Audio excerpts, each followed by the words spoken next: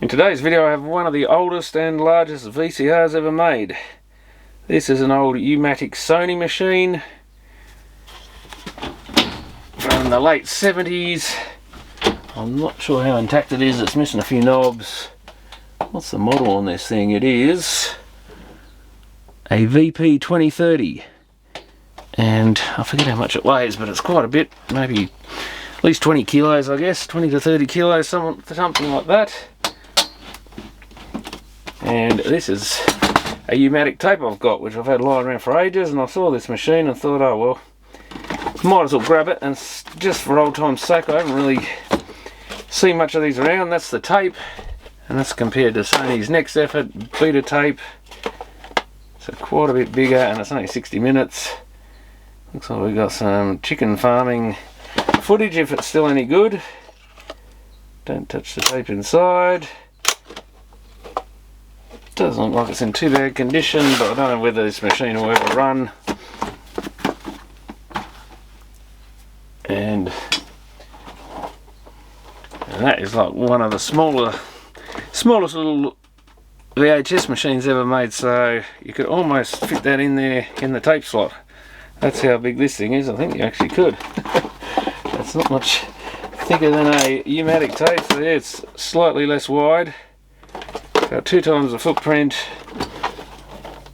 and probably, yeah, double the thickness, maybe just over double. So that's how small. That was probably the smallest actual standalone VHS player ever made. And I think I've only really owned one. I think I might have had one beta machine, one U-matic machine in pieces once before, which I don't think I ever needed any parts out of, whatever, so it probably went in the scrap metal in the end. But I'm fairly certain I've seen inside one of these things, and I did actually buy one of these once.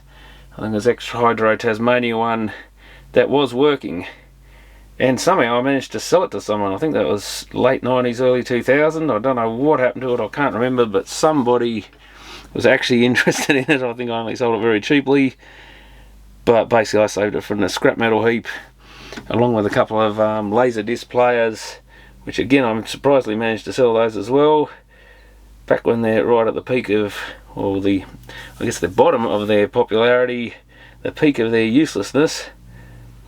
But this thing does have, yeah, some loose covers and stuff, I think. Bit of damage to the back where it's the wood, there's just a chipboard back on it. Someone's put like the old DJ road case black cloth stuff all over everything. Bottom's loose. They have a very impressive big set of heads in them from memory, so we'll be interested to have a look. It's more just to see inside one again, because I don't think I'll ever have the chance to pull one to bits again, or the interest for that matter. But they were quite an impressive old machine. Used to cost an absolute fortune. Looks like we've got a cover for an RF modulator or something on the back here. That just come off. Pretty sure they do. Oh yeah, there's the heads, so at least they're easy to get into to clean the heads in there. Someone's pinched the modulator, or it never had one. That's a little bay there for the RF modulator to fit into. Those heads don't look the best as far as corrosion and stuff, so I think this has been somewhere. Yeah, the aluminium's a little corroded. Let's hope I can clean the face up. But that is a hell of a big video head drum. And we've got old TA3 transistors everywhere. Looks like there's 3 on the back, another one down there. And very old tech, great big motor in it. Probably a 240 volt AC one. Yeah, full size micro switches. Yeah, great big. It comes, I think, up something like a beta machine and wraps around the head. So I've got these great big gears here to pull the tape out, lace it up. A lot of old discrete electronics in these, I think. I should bother taking that cover off or not. I guess the next thing is to actually plug a cord into it and see if it does anything. Well, I wouldn't be surprised if this thing was put away in working order or something. Oh, we've got a lamp, tape end lamp, the motor's running, so it's doing something. Can we eject it? It's got the old professional type controls. Oh, there you go. I might clean some of the dust off it, I think. I don't actually have any sort of test tape. I'm not sure how you get one of these to lace up. I assume there's a switch down in there somewhere, which would be one of these metal pins maybe, or do we need to block the lamp? Come on, where are you? There must be a switch here somewhere. I might have to take this door off if I can get it off. Oh yeah, you can take the top off by the look of it. It's pretty rough anyway, probably wants a bit of work to tidy that up. I think the top comes off, let's see, I guess. High risk of dropping screws down in the thing. Oh yeah, it's coming loose. Probably should turn the power off around in case I do drop a screw, because they're very hard to get hold of.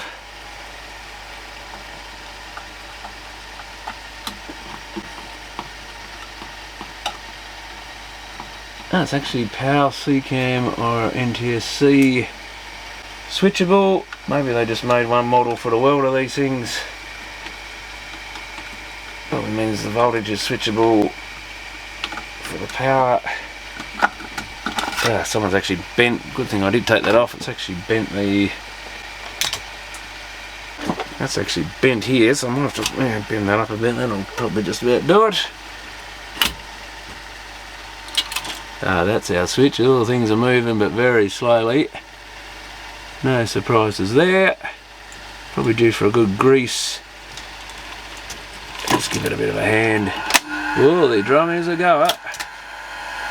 I don't think that's gone right round, and it's stopped the motor there. So are we laced up? I wouldn't have a clue. So there's a great big screw-in light globe there.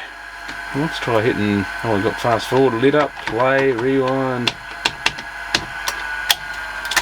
Oh, eject is trying to unlace. Yeah. Well, she's not too happy.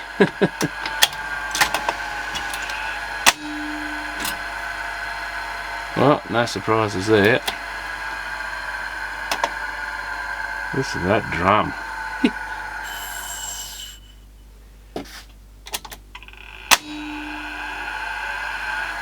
I think it's just going to keep firing up because we've got all sorts of switches pressed. And the fast forward light is on. I guess is that something to do with this sensor. Oh, now it's going to rewind.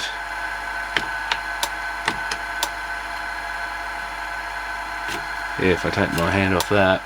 So there's two little, looks like diagonal light sensors here.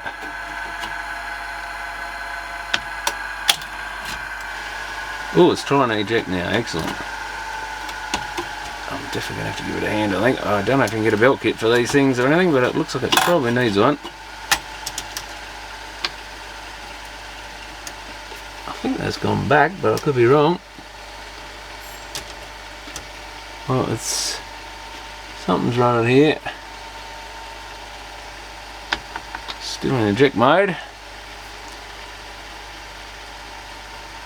And that's one of the problems, is I never got to know these machines, so I'm not even sure what's operating or what should be operating or any of that sort of stuff. But I'd say we've got a slip and belt somewhere, because we don't seem to be able to change modes properly. So let's pull the bottom off, I guess. I assume we've got something, sounds like something's loose in there. I guess that we probably can drop the boards and get the underside of the mech or something. Such a monstrous thing. But I think it's one of those machines, I've never actually completely torn one of these down. Most machines you tore them down for parts or whatever, but if I did have a, I think I did have a partly disassembled one of these at one stage, I probably never would have touched it again, just kept it around until I decided it wasn't ever going to be used for anything. I was too old, and then I would have thrown it in the irony alley bin probably.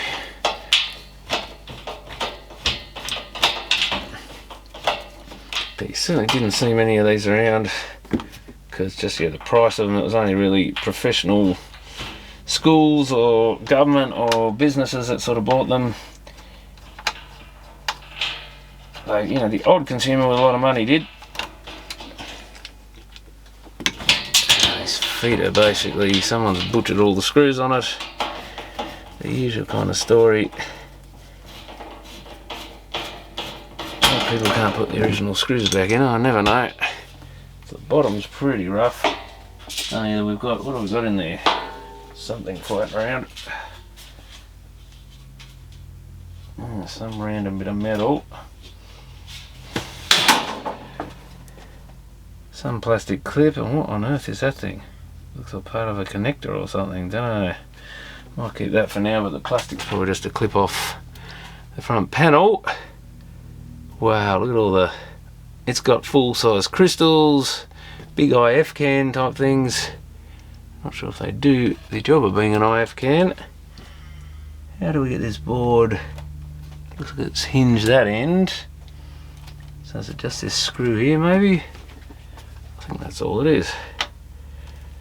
It's got those weird flathead screws with a little hole in the centre. And that one there. Another TO3 transistor under here, so this thing's chockers with high power stuff. That must be the power supply, because I can see this enormous diode, double diode assembly. So here we go. Oh yeah, look at that. Wow, that is some serious belts and serious solenoids and stuff. My god. They certainly don't make them like that anymore. And that's why these things are so expensive. There's just so much stuff in them. So much wiring and large components. But yeah, that's the inside of it. And that's the bottom of the drum by the look of it. That's the capstan.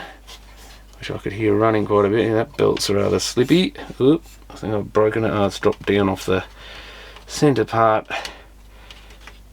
of the pulley there. And it doesn't want to come back up. Let's see if we can hook that back up a bit. It'll probably be right after that. It's sort of dragging itself down. That's better. Great big belt here, which actually seems okay. Now whether under the full load of this thing it's okay is another thing. I mean, look at that solenoid, it's enormous. I don't think I've seen a solenoid that big before in my life. That is an absolute beast. I mean, the capstan's a great big lumping thing. We've got this really thick steel chassis. And we've got another little belt comes off that and goes across there somewhere. What winds, must be this thing. Possibly, or that one of them probably winds that big gear around. So that runs off the capstan motor by the look at it. Oh, that capstan belt's dropping again. Did I do something to upset it, or has it just had its day? It's certainly got a weird lump in it as it goes around. Or it rises up and does something. Probably been sitting in one position for years and distorted it. The thing is, how do I run this thing? I have to, a lot of these old machines, you had to run them on their end or something so you can see inside and outside, so it's not probably going to look too good on camera, but if I can run it on its end, I'm going to have to move the camera, I think. It's so big. So yeah, the capstan's running. Oh, we've got another motor. Ah, okay. I just realised there's another motor down there with a big worm wheel on it. Got to be careful what I'm touching with all this live. It's probably got plenty high voltage in it. Ah, that's what runs the gears. Okay, I've had a quick fiddle with it. I've put some insulation tape over the end sensors, and that seems to now get it in the play mode. One thing I did notice is this pinch roller was catching on this plastic bit when it came back, so that was another issue. If I press that switch in, so now it doesn't spin up and do stuff, it just sits there, you press play, but now I've still got an issue where it doesn't go into play. Well, now I've laid it down flat, it does go into play. Before it would go to the play mode, and even when, with me turning the reels, it would just stop. So I think a lot of these issues are just me fiddling around with it. So that's turning that way, so does the tape rotate the other way, I guess? Let's see, so it must be supply reel. I have to take that tape off because I've got it on one of the guides. No idea quite where the tape goes, but it looks like it goes out round there and back in on this side. So the opposite of a VHS machine, but I think this thing is basically running. It's just the fact I didn't put a tape in it was the main issue, I think. Oh, do we have to do something? Oh, this thing's got to be pressed, that's right. I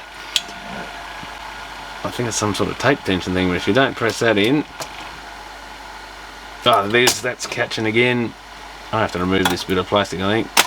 So that certainly doesn't help. That came up slow that time. Normally it nearly takes your hand off. Yeah, like that, maybe just because I had a bit of weight on it. Yeah, so we've got this thing here is doing some weird stuff. The little bit on the top of the pinch roller is catching on this bit of junky plastic here. So I might have to even take this top bit off and remove it. But I think if I give it a clean, let's get our bits of tape back out. But it was really just a lot of it was just those end sensors. Even when I was putting my fingers on them wasn't enough. I think if I give this drum, which is absolutely filthy with dust, a clean. I don't think I've ever cleaned a U-matic video recorder's head. One's in those old Philips machines, N1600, 1800, whatever they were, 1700 I think, a few different ones in that series. They were similar size, but I don't think they were this big. But I do have one of those machines I must get onto one day, and I actually have a few tapes.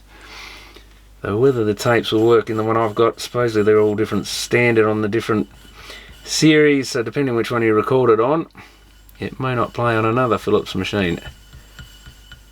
I'll go over the actual heads themselves now, and then we need to start on the little angle bit there.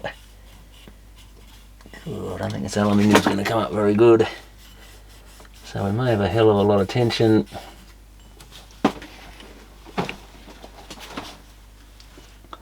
If you can't get the aluminium smooth and nice, the tape will drag on it. But anything that tape's about to touch, I should probably clean. I think it's going to shred the tape a bit. That is terrible. That lower drum's absolutely shot, I think. We may have to resort to polishing the thing. Even the upper drum is staying a milky sort of white. That head's got something on it too. I don't think I'd just put that on there, but I might have done a bit of cotton bud or a bit of paper or who knows what. I may have done it. But yeah, this lower drum, that feels terrible. If the drums are really bad and you've got lots of tape tension, sometimes just a bit of brass or even that other metal polish I've got, which I've never tried on this, but we'll try it maybe. It could actually get the machine going again if it had sort of corroded some damage on there and reduce the tension enough to actually get the thing running again. Yeah, I've got to keep the heads away. I'll just try a bit on there. Oh, that is as rough as. That's been sitting somewhere corroding, I think. Some horrible damp environment. But the cotton bud is having a lot of trouble dragging across it, so a videotape isn't going to do much better, but it may destroy the tape a lot more than it does a cotton bud. That's feeling a bit better now. So I'm going to do a little bit more, do a bit of polishing on the head just to get the worst. I mean, listen to it grating away. That's not good.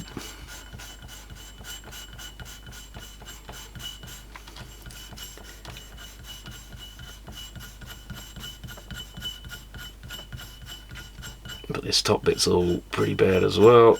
This must have been somewhere damp, I reckon. Someone hasn't stored it in a good place. Been under a house or something maybe. That's definitely running smoother now though. Might be enough just to, like I say, to get it going. You probably could restore the surface on this thing, but unless I see it actually playing and we've got good heads and stuff, I'm not going to waste too much time on it, I don't think.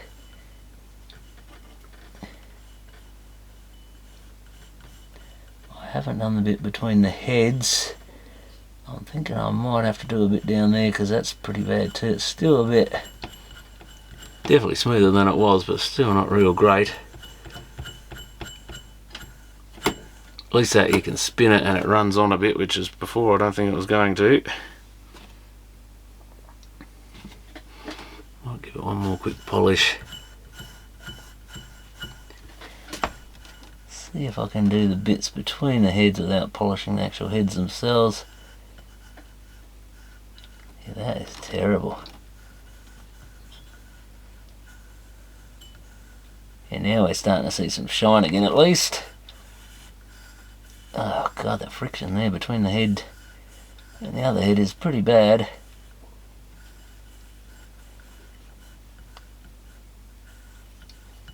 If I can do above the head maybe. I think that's as good as it gets really. At least for a quick fix up job. It's got some weird patterning. Weird patches on the head, I don't know what they are. Listen to that. It's just grit. Oh, it's not really coming much better either. I need to put some more polish on there probably, but that's what the whole drum was like.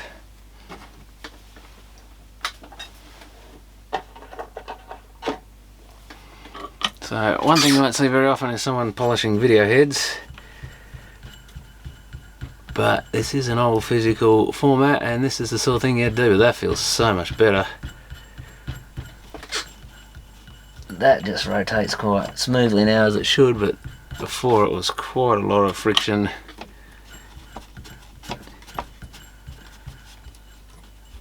The amount of black stuff still coming off, it's a bit of a worry, but it does have little lines cut into it, so we'll probably fill that up with polish.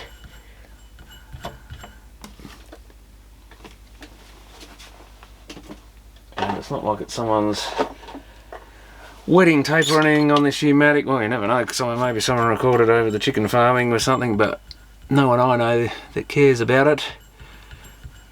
So we don't have to worry too much if we get a bit of muck on the tape or anything. Nicer if you can avoid it though. That blower drum down this end's still a little bit. I think it'll work though.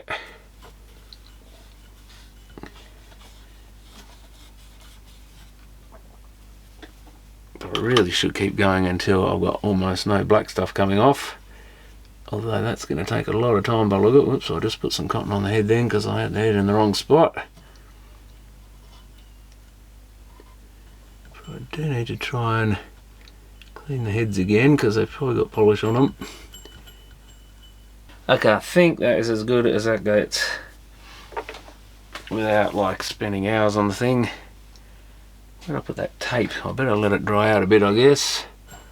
It's pretty warm today at least. Bearing's pretty good, little bit of noise there. I think we'll just risk putting a tape in it and see what happens. I'm sure that capstan should be running that. Oh, it's because I took the tape back off not sure what that does. Took the sticky tape back off our end sensors. So let's put a tape in and hope it doesn't destroy it. Oh no. It's only partly loading again. Oh, that's... Ooh. Oh, what? Oh yeah, that's... No, what? Rewind. It is going that way around, I think. Oh, I've got rewind and fast forward working. So that must be like a half load mode. So hit play. Oh yes, I've got to hit play to get fully into position. I'm listening for squealy sounds and stuff. Let's see if this tape is going to move. And it gave up.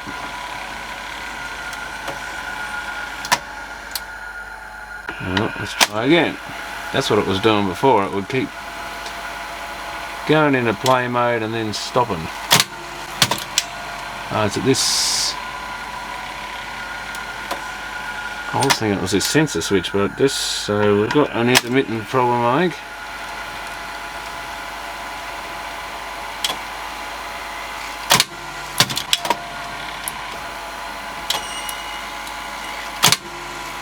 Oh yeah, that does help if you push on that thing by the look of it. I'm not sure what that switch is meant to do.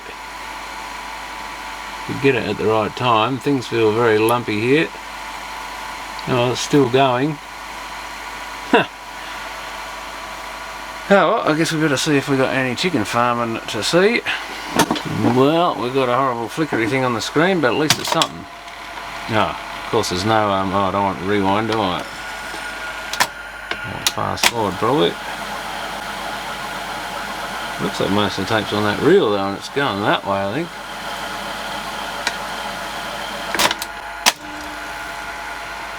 Now we're on NTSC, that would be one of our issues. Let's just get the lines all over the screen. Stopping again.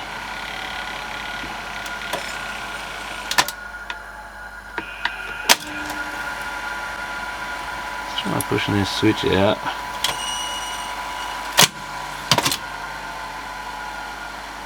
Not happy. But it hasn't come, oh, it doesn't come back because of that thing. Something isn't. Still doesn't look like we're going to get a picture.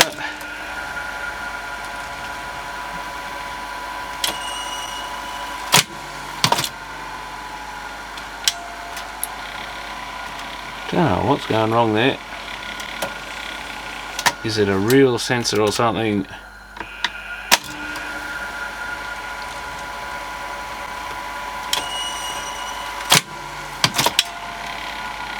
Looks like it just goes into play mode and then immediately stops, but I have no idea why. One of these switches maybe. What's this one supposed to do? Takes you an hour to learn how the mechanism operates. If we push that thing out, well, that stops it coming back. Oh no, it does it anyway. Ah, what a piece of junk. And of course it blocks it so you can't bloody get to it. Alright. Don't know.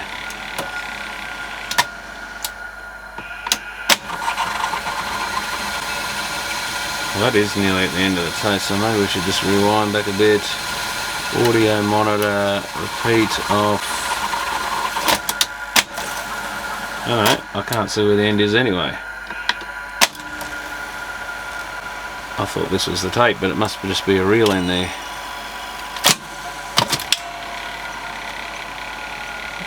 Piece of crap.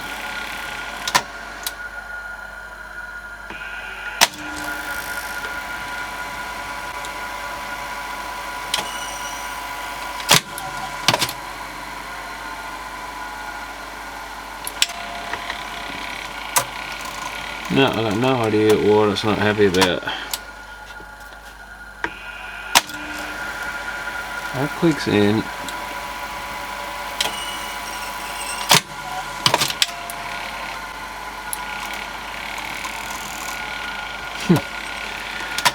It's obviously not hitting the switch somewhere. So I wonder if it's this windy wheel thing that goes round. So we've got some sort of tension things on the tape. I guess when this thing goes right round it must hit a switch somewhere, but who knows where. Oh, there's a switch under there which has something to do with it locking in maybe. It's impossible to know what is actually faulty here. I wonder if I give this thing a bit of a push. That doesn't work.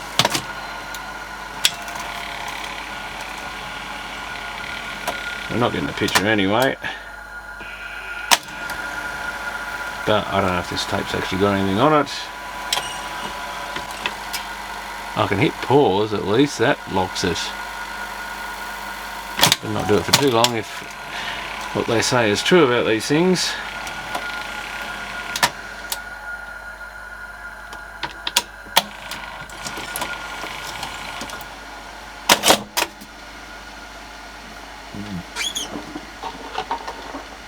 So certainly looking like a pair of dirty heads or something. Which, given the condition of this thing, is not surprising. Oh, it could have knackered heads.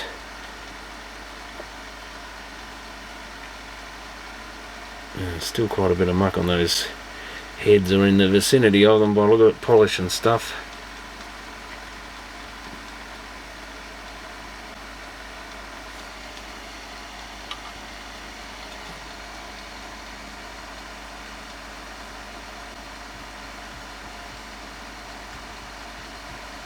May just be coming off the aluminium, but I better give them a good clean. I still have no idea why this mech is unhappy. Whether it's something to do with the reels or something. Let's try it maybe, with an idler wheel down in there. Try it maybe, I've got to block the sensors off, is only hassle. Okay, so that goes into play. We can't get it into play because of the end sensors. Now we can get it into play mode.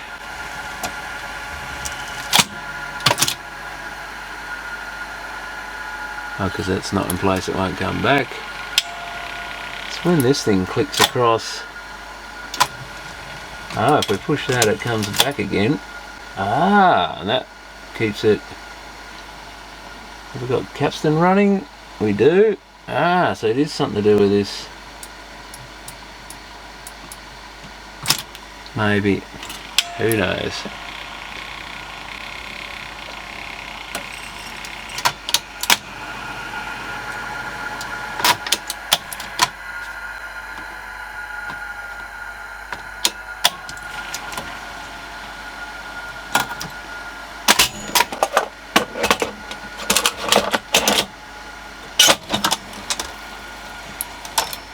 Half load, press play, see if we can get something happening here.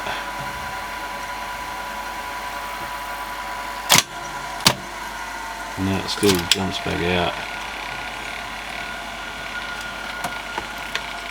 That's fast forward I want.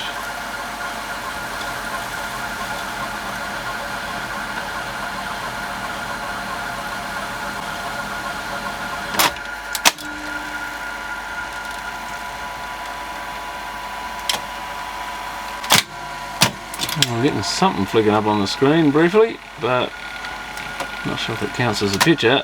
More than we had before, I think. So why doesn't the bastard piece of crap want to stay in play mode?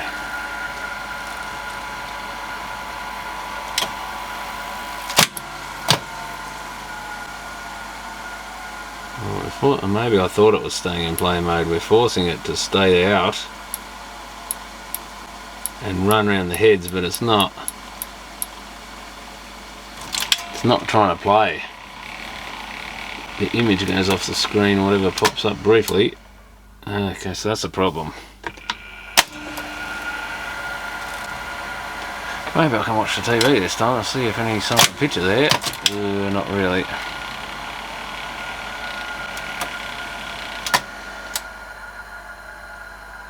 So I'm none the wiser.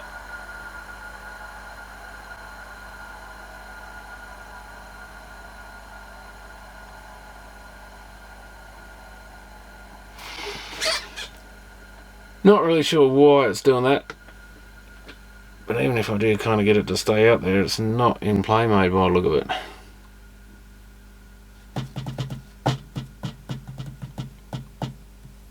Reels and everything seems to turn, so I'm not sure why it's unhappy.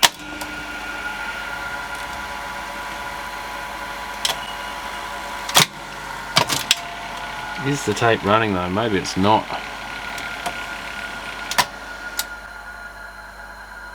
Doesn't mean it's running in play mode just because it's rewinding and fast forwarding. Man, that tape's a big heavy thing.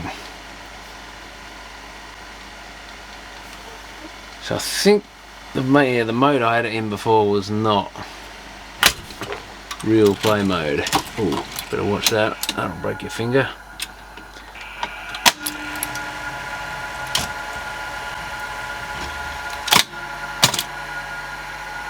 it just doesn't come back, because it's just when the pinch roller clicks onto the capstan, you get a brief picture and then it dies. So is it to do with head pulses or something, or control pulses on the control head, or some weird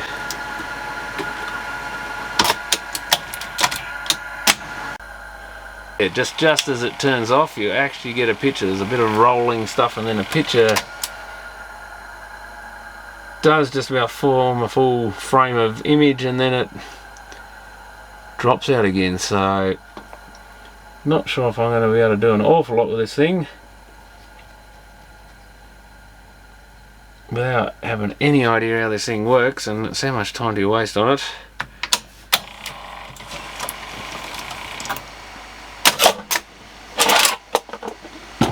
Been a bit of fun playing with it, but it doesn't look like you can easily remove this cassette housing. Possibly a couple of screws down that side, and then one at the back here and one down the front, but I don't think this thing's gonna necessarily run without it. I guess we could try removing it and see, at least you'd be able to see what the reels and stuff are doing. That's currently braked. I think that's the brake. Only if we remove that, still braked or tight, so maybe this thing's too tight, or we've got another brakes everywhere. It's not even easy to remove all the brakes, or let alone know if they are being removed. But it doesn't really give it any time. It just starts changing direction as the machine stops again.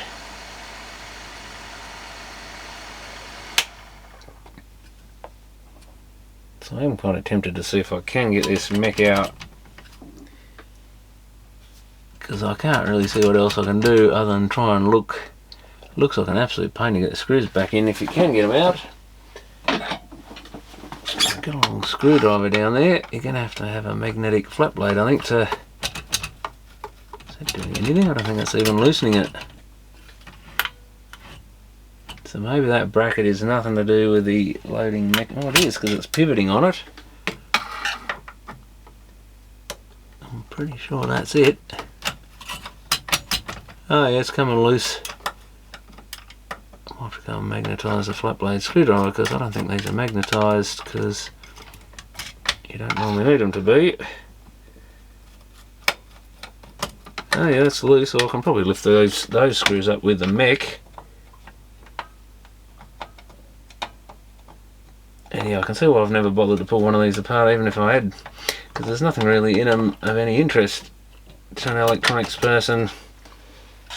Maybe if you enjoy pulling mechanical stuff to bits, but it's not like there's really going to be any parts in one of these, I don't think, worth salvaging. Maybe out of the power supply or something, but other than that it's all pretty mechanical stuff. Oh, there you go, you can. I'm going to drop a screw somewhere, I'm sure, because I'm crashing in everything. No, that's got the housing out.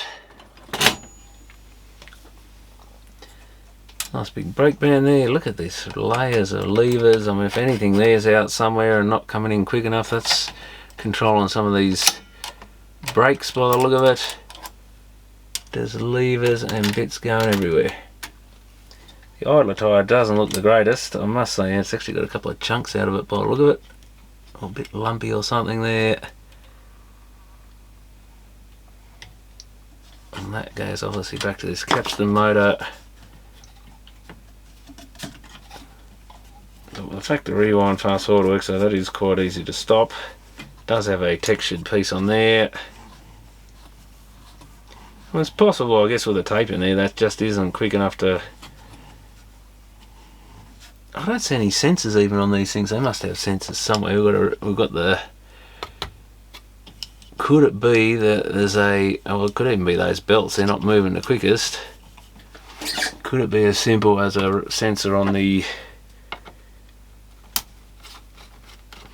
counter is not being activated quickly enough or something, and it's sensing that that looks like just a memory thing, is it? There's a lamp there. I don't think that's actually a rotation sensor. I think that's to do with it's got a function of this switch to go when it hits 0. Unless there's something, well, it could be something down lower, I guess. So I could unscrew this whole bracket and stuff to get to it, or can we just take the counter off? Then you probably can't get the belt back on easily. That does feel a bit tight though, I must say. Oh, there's another brake. God, this is like 15 brakes on this thing. Take that brake off. And yeah, well, the fact it's making that noise is not a great sign, but it's definitely due for a lube, I think.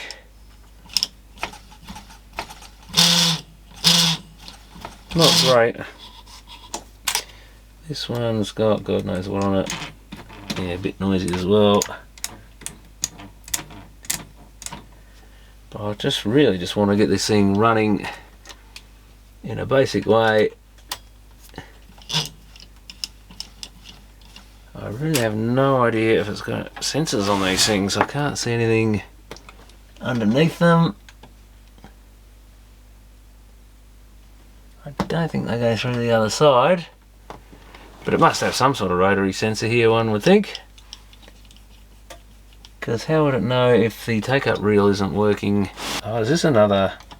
So there's a separate idler here. It says definitely two idlers running it, so that's good to know. I did wonder about that. I wonder if that's the rewind fast forward and that's the play idler.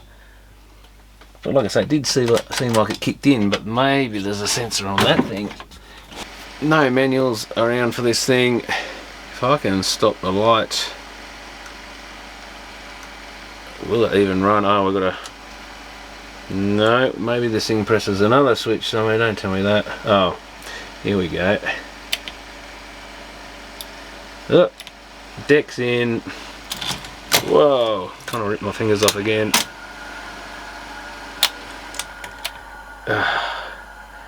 Too many buttons to press, I think. There's another switch here for something. There's switches everywhere. Let's cover that up. Cover the other sensor up. So the end sensors are out of the equation. Can I prop this switch up with something, or maybe I'll just put a clip lead over it? Let's bypass that. And nothing's happening.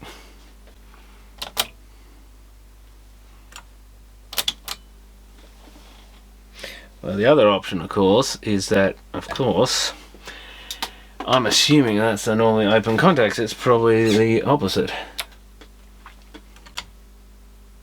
I've killed it. Damn. I've got power on, haven't I? Yeah, power's on. What have I done to it? Oh.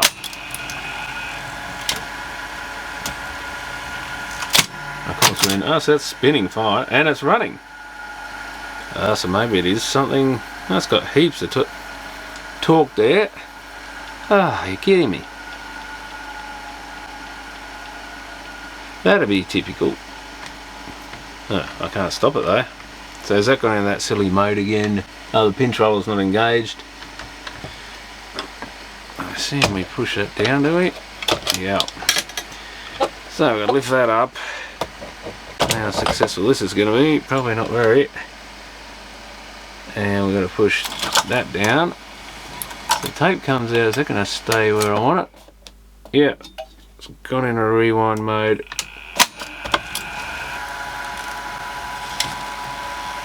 Can we get it to stay in play mode? It doesn't. It's having trouble getting up there, and then it. I wonder if it's timing out. That could explain it. Is it that this tape is not lacing up in time, and there's a timer? Because it looked a bit slow at the end there. I didn't notice that before. Does this thing need to hurry up a bit? Come on, baby. Ah, no.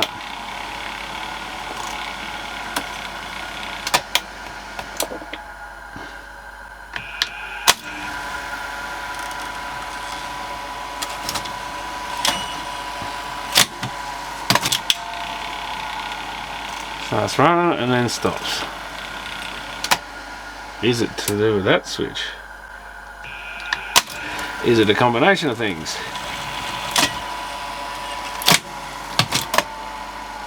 No, it's not that.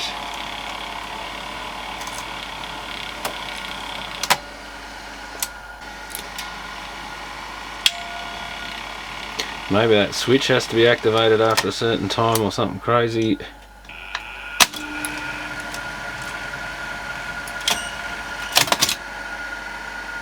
I swear that doesn't flick across as well when I do that switch.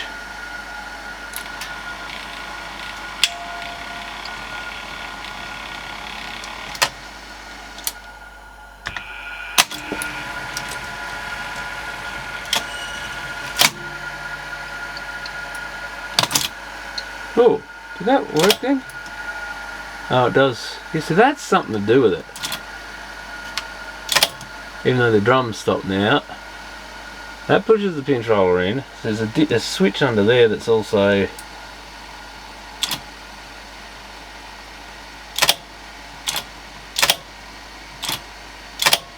so something clicks. That switch over there has to come out as well. So what's this thing? What moves this? It must be a solenoid or something. Oh yeah, I can see. Oh, there's a plunger at the back there. So there's a solenoid at the back there. But I don't think it really matters if I can't make the rest of it keep running.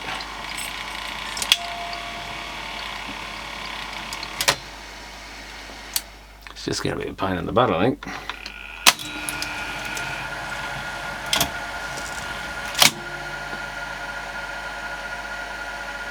I think we're in play.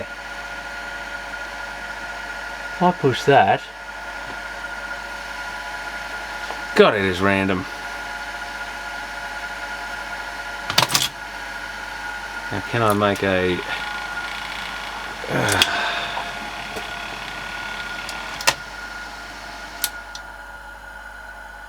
Yeah, the customer's died again. That's all good. It's whatever it is, I think it's just working on its own. Oh, after I press that button, it died. It could be that switch is dicky or so. Who knows? This is the problem.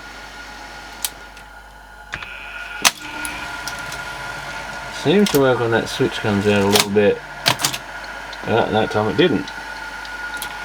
Okay.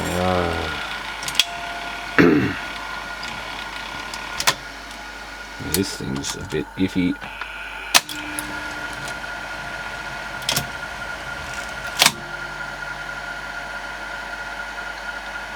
Seemingly if you push that, it stays there. Yeah, if I let that switch go, so maybe that switch is a bit out of...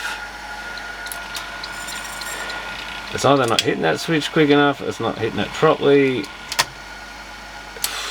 Maybe it just needs moving slightly. Okay, let's try it again with the tape. It probably won't work, but we've got to try it. I've got to go eject first.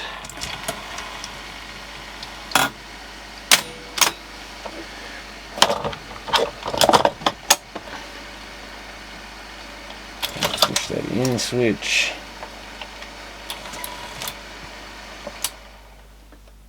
Oh no, it's shut down again. Oh no, that's normal anyway, I think. This is just crazy.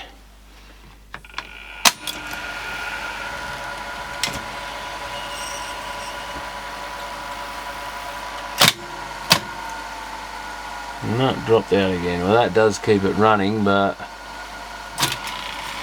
not the way we want. So because we've got this tensioner here, is that the... Ah, yeah, possibly. Does that keep the play switch going?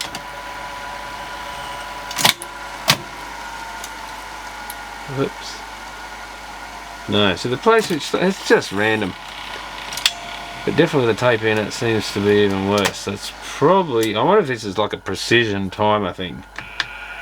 You've really got to flick this at just the right moment. Oh, we got it. And I ain't got a picture, of course.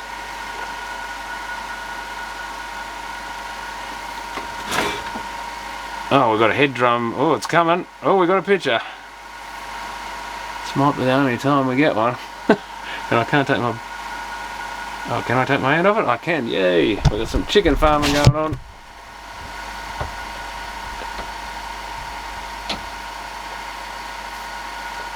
Well, it's not a bad picture either. It's a little iffy, but for an old random tape that's been in poor conditions and everything. And that's what the machine looks like running. So I finally tricked it into working. I think it's something to do with the timing on that thing's a little bit out. But if you go too early, too late, could be wrong about that, but it seems to be related to that switch there. But it could just be that the mechanism's sometimes cutting in and sometimes something's not latching on. There's a big solenoid under here that pulls this pinch roller across. It's definitely related to that, but whether it's actually the mechanical part or the switching part or something completely different, bit hard to tell. But I'm amazed this old thing in this condition is actually running again. But they were built like a tank, and you paid like the sort of money a tank cost to buy them was the problem, so you'd want them to be built pretty solidly. But yeah, it's amazing. See, look at the size of the head drum, man. That's just unreal. Probably getting a bit of a breeze coming off that thing, it's so big. Not to mention this motor, which I assume is probably running off 240 volts or whatever voltage you set this machine to. I think it did say somewhere you could set these to multiple voltages.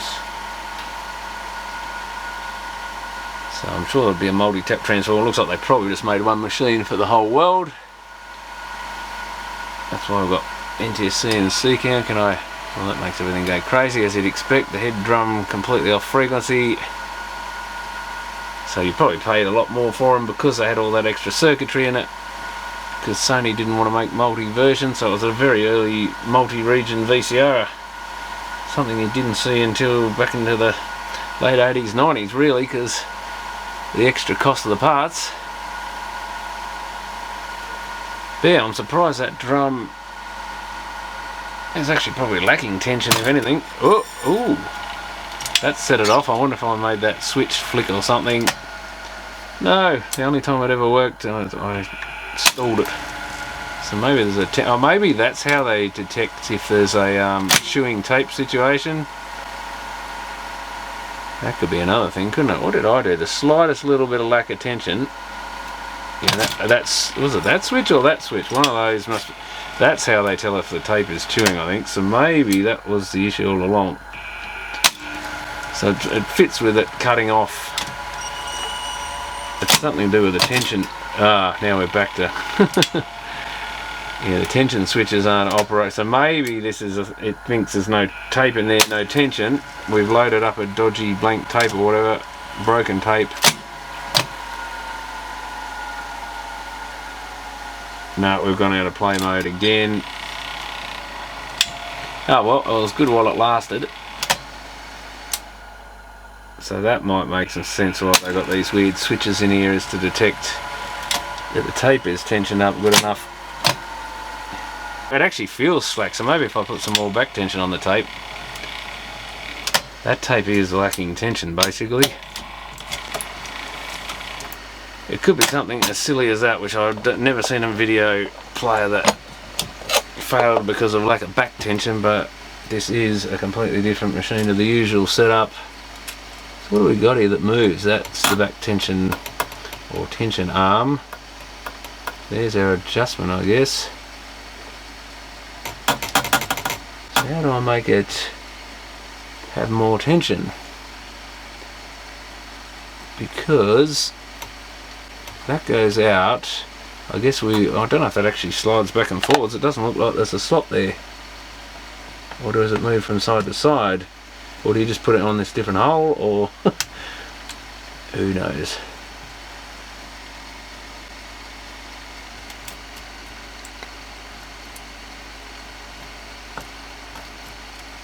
But we are talking the early days of this technology, I guess. So I can slide it back and forward. So it should slide. Must have just been that screw for some reason was blocking it. I guess maybe the lacquer was still joined. Is that what it was? I didn't realise the lacquer was still sticking to it. Oh yeah, now we can go back and forth. That's all it was, the lacquer, of course. I might put maximum tension on that.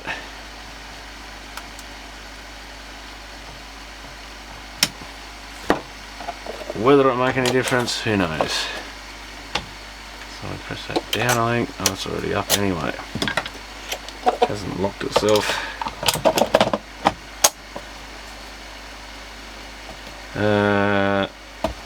We should be in loaded mode. Why are we not loading in when I do that?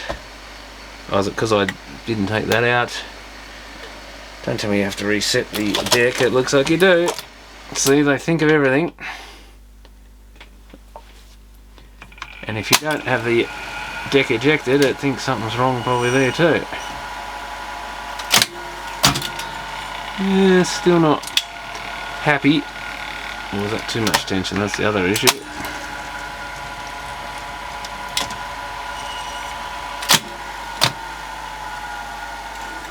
Did I get it? No, it's dropped out of play again.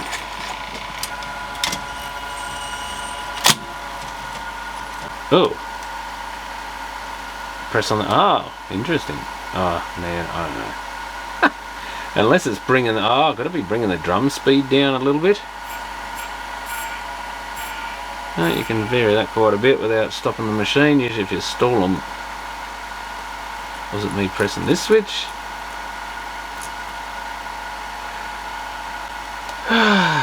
Well, I'm still not sure what's intermittent here. That tape's wobbling around a lot near the pinch roller. But if I touch that, and now it doesn't do it. See, now I've got enough tension. I guess it still doesn't feel like a lot of tension, but it's better than it was. Oh yeah, and then... So what did I do then? I pressed on the tape as it loaded. Yeah, that... What on earth? What? Oh, now it's stopped again. Now, specific arterial and venous networks begin to form a dense, amazingly complex labyrinth of life. In the adult chicken, it will consist of miles of veins and arteries.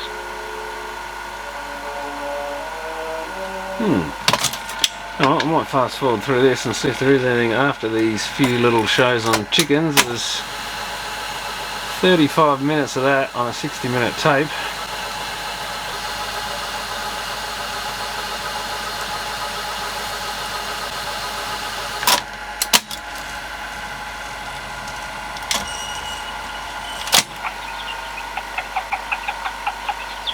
Chickens are still going. No idea what amount of fast forwarding we're going to do. Uh-oh, it's broken. Oh, hit rewind, that's why. Rewind doesn't work, so that's another thing I've got to look at. Counters stopped working. You press it, the button down, and the thing's spinning, so the belts are getting there, but the counter itself, I've got it to sort of work. It's jammed up with dirt or something.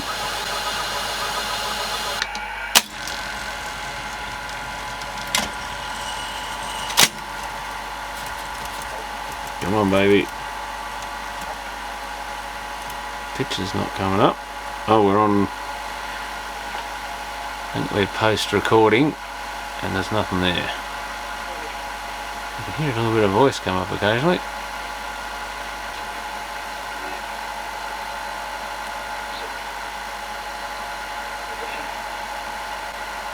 This one? Ready?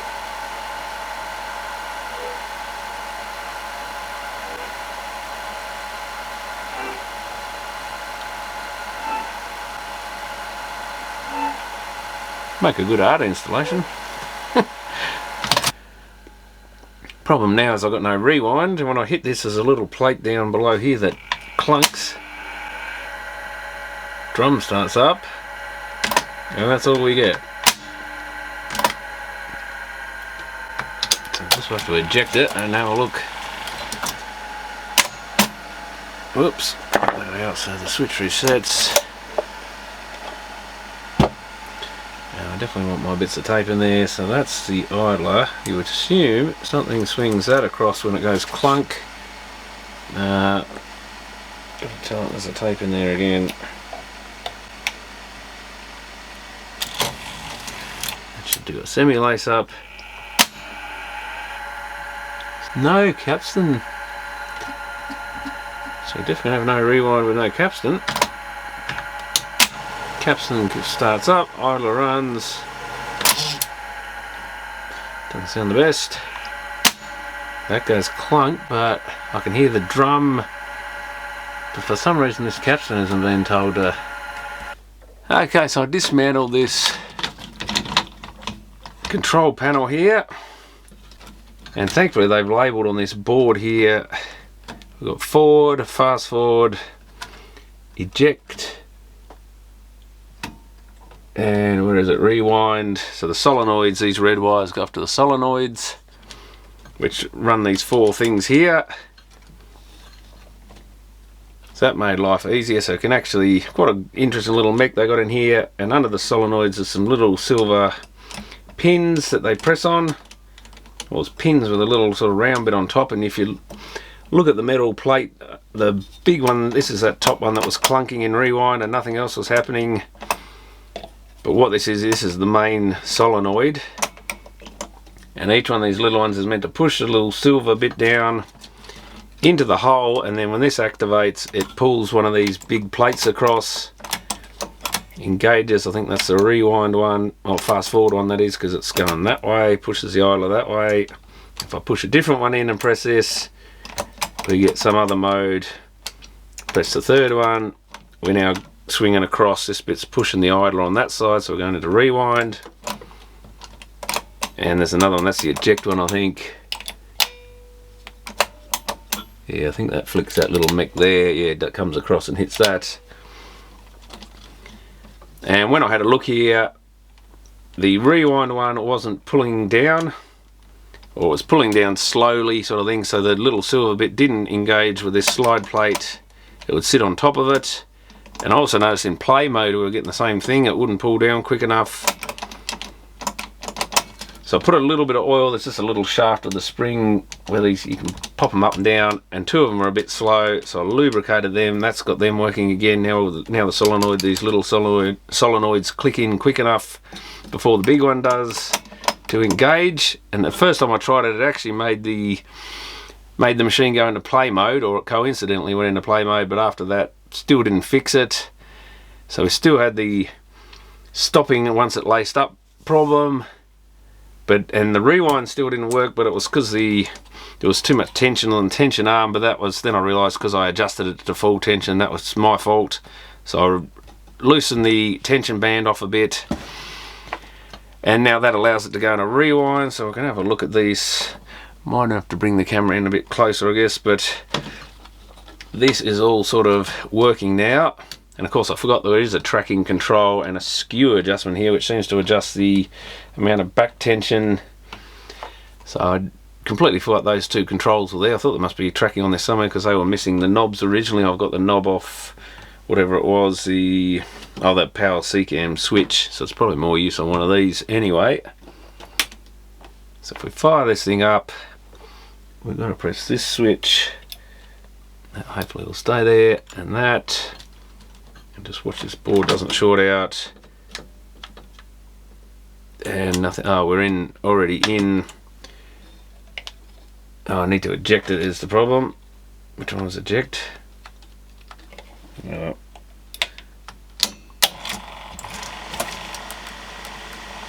Put it back into eject mode, I think. Clunk. Now press that in. This isn't holding down this switch very well. And if we go into fast forward mode, that works. Rewind, that's now running. But we've got each little solenoid here clicking. Of course that board's in the way.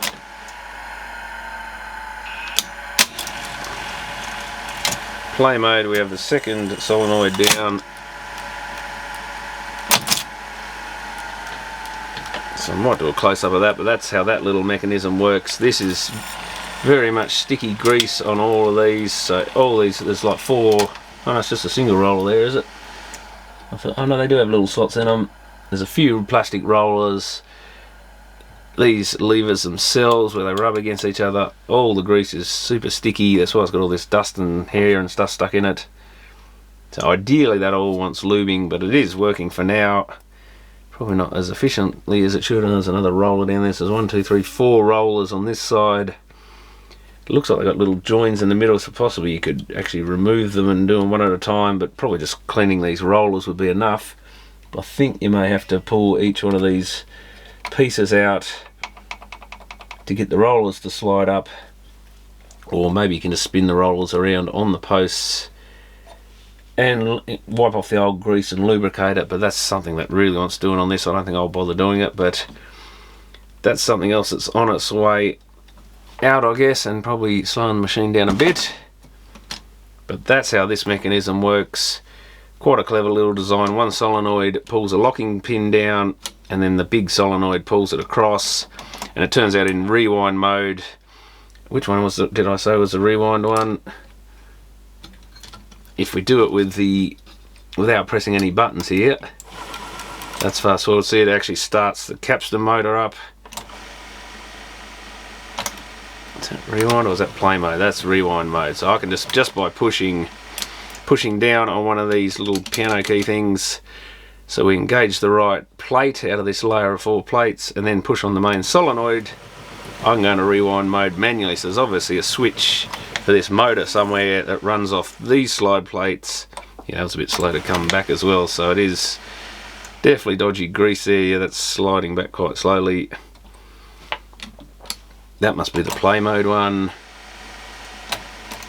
Maybe, yeah, because the 4th one was eject. That's fast forward. And that's eject. Oh, that did something weird there. So maybe that's why that motor's running sometimes, is one of these slide plates isn't coming back fully or quick enough. But it's actually a switch off these somewhere. I don't know, there is a switch over there, is that? No, that's the switch for that. Don't know where it is, but somewhere there's bound to be a micro switch, probably wherever the solenoid is that pulls this. I think it's under the deck.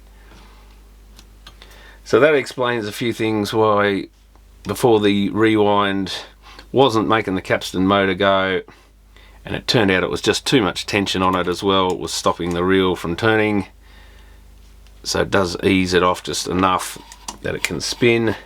Obviously that brake's got to go as well.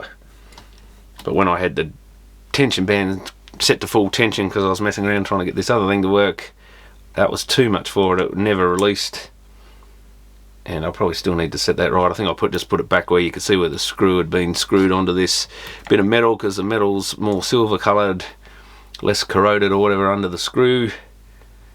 But we'll have a look a bit closer at this mech. So this is the part. We've got these little piano key things. They're pulled by 4 separate solenoids from these red wires on this board, and there's these little silver caps. They're on a little pin that goes up and down. That's what these are designed to push on, and you've got to get that little silver cap to drop. There's like a little slot,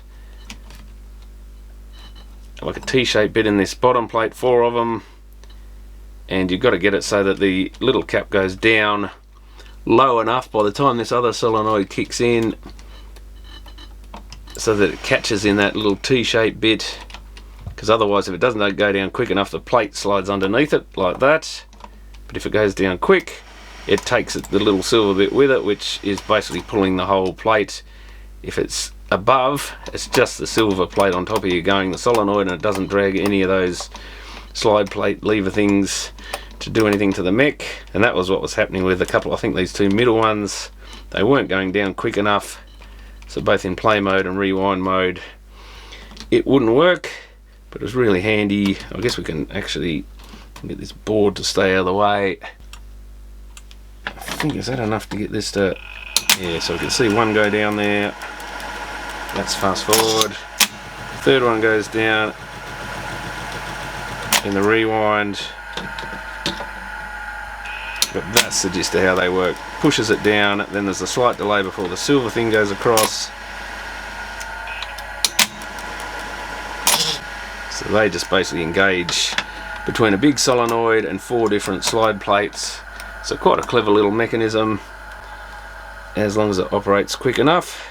Okay, another thing I did while the camera was flat is I had a quick look. We've got this switch here and this switch here are those sort of tension switches. One's on a little pivoting arm that goes down onto the tape.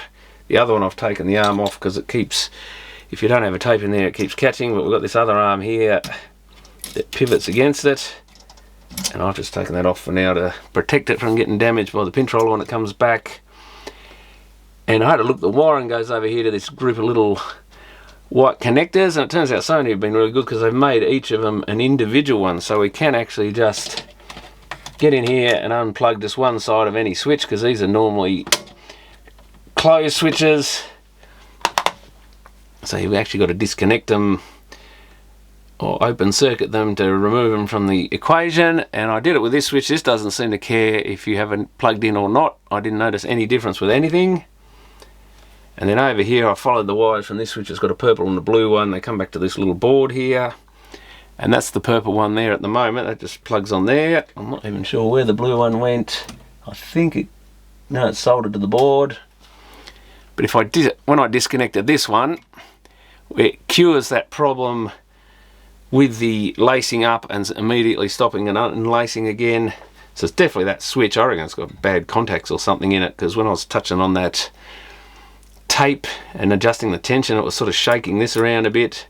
It wasn't actually making the switch click, but I reckon there's some bad contacts in there or something, and just wobbling on it is enough to make them maybe work again. And disconnecting this switch, as I'll show, completely solves the problem. I can probably get rid of these, even though I'll make it do a bit of stuff now, get rid of these tape end sensor things. And if we put a tape in, oh actually I've probably got to, let's eject everything because I've got to get it out of half laced mode. It doesn't like doing that in this mode with the sensors there. Okay, let's get a tape in it and put it back on that switch. And now when I press play, it should lace up perfectly fine and play, which it's doing. And hit play again, no problems at all. If I hook that switch back up, something's making a funny noise there, though. I don't know if it'll do it as soon as I hook it up, but yeah, see now it's gone out of play mode again and I can't get it back. Oh, it's because this, I forgot, this switch I've got to press to get it to return. I can say it's actually staying up, but it isn't. Well, that switch doesn't care other than that. And yeah, I know we're in play, but now it'll come out again.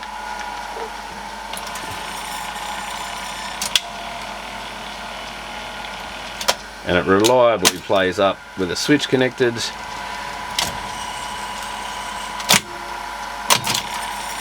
Just like that every time. I disconnect it.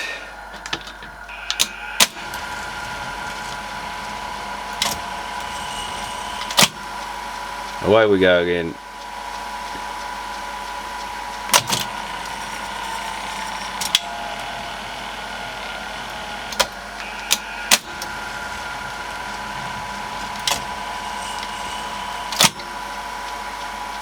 %100% reliable so far with that switch disconnected, so there must be something very tarnished on the contacts or something, and just a bit of vibration or whatever is enough to sometimes make it work. Me fiddling around with that back tension thing, that is very loose again. That's how it was set, so I don't know how tight the tension's meant to be on these things. Guess we've got to check if we've actually got a picture here, but it should be working. Something's making a little bit of noise around that pinch roller area, I think. Oh yeah, we're on the end of the tape part.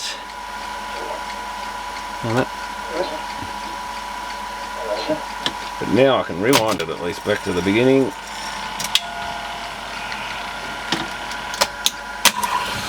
that.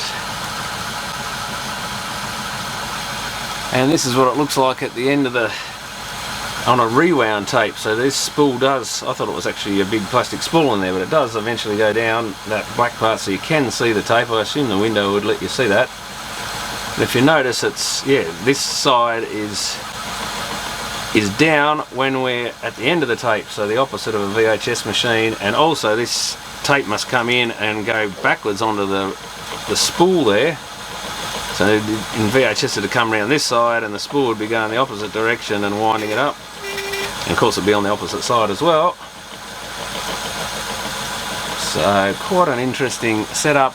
It's a lot different to the VHS format. So that reel's going that way, the other reel's going the opposite way. So I think that is coming off the outside of that reel, must be, I guess. Yeah, it has to be, it can't be coming off the inside. So that reel comes off the outside, this reel goes onto the inside or off the inside. So they're quite a weird setup. Yeah, so the tape path is basically going like this at the moment, and they're both going in the same direction. So it takes a little bit of getting your head around that when you're used to the other machines. Getting back towards the beginning.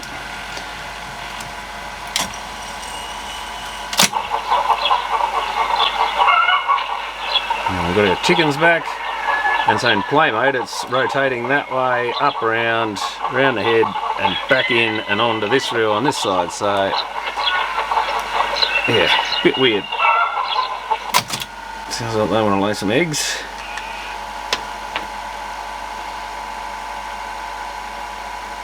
Oh, what's happened now?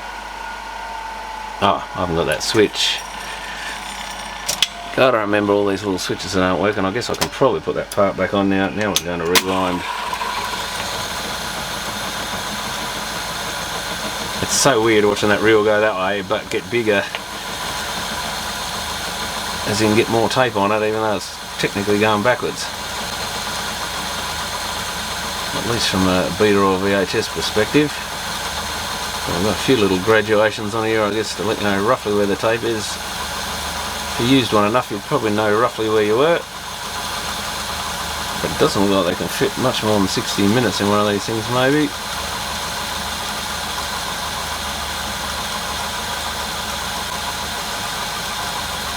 See how much gap it leaves, but it can only go out to here somewhere, I guess, and it's already out to the edge of this little lip here. I think it did have a leader tape there as well. Well, it must have clear leader tapes, of course, because it's got optical sensing, unlike beta, which has like a magnetic sensor for a little piece of aluminium or something. I don't know if it's an aluminium leader tape or just a little patch of aluminium, like a splice at each end.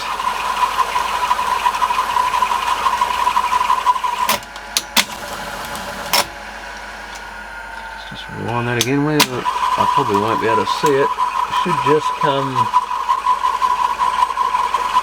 Hey, there's the leader. That's got. It does have an aluminium splice in this, but I don't think that's anything to do with anything other than that's what they used as a better material or something, to stronger material to splice it, or whether it's just aluminium coated.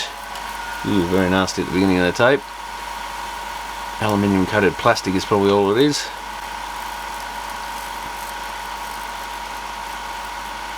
See if this actually, it did have a bit of dead stuff at the beginning of this tape. Hopefully I haven't clogged the heads up here. There's all sorts of dirt and muck on the tape. Luckily on the other side to the heads, well, I hope it's all on that side. Here it is. So someone's got some dirt or something. Well, actually some of it might be on the, is that the head side? That must be the back side. Now it's cleaning up. Still no picture. Ah, here we go. Churchill Films.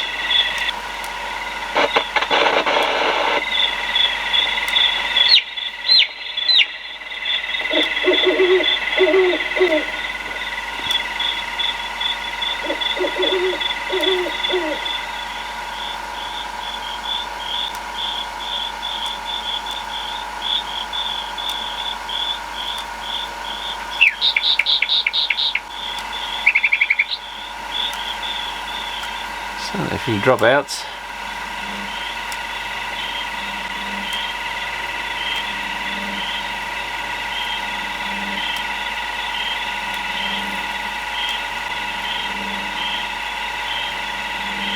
Almost looks like we dirtied the heads, but it's probably alright. This is what it first did when I initially played it, of course, right on the spot full of this mess.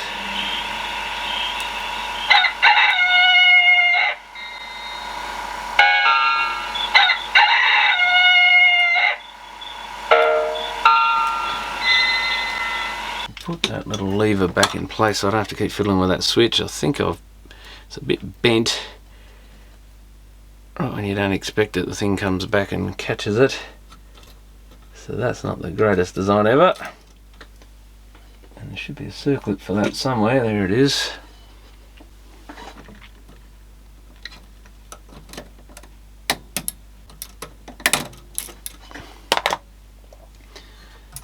And do we need to get that? We'll probably have to get that spring out of the way, I guess.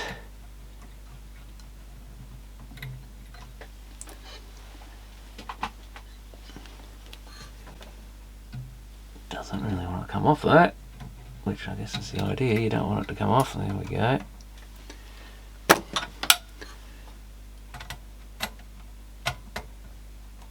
It's actually a riveted one. Some of these switches came with a little aluminium rivet in them. You can drill it out. Might have a look at it, I guess, just to see. Used to get them in sharp microwaves like that. Oh no, it had a bracket on the other side. That'd be right. Sony is slipping from the usual standards. That's going to be fun to get back in, but the switch, the screws actually went into a little metal bracket with the threaded bit. Probably because this thing's adjustable is the reason they did that. That's a Matsushita switch, made in Japan. I don't think I need to. The only problem is how am I going to drill that out without getting stuff in the machine if I don't take it out.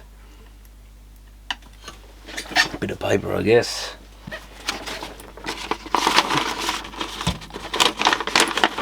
Put that under there for now. It's not ideal, but it'll have to do.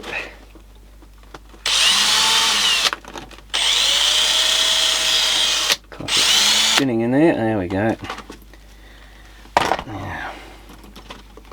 Just be careful not to drop that down in the machine.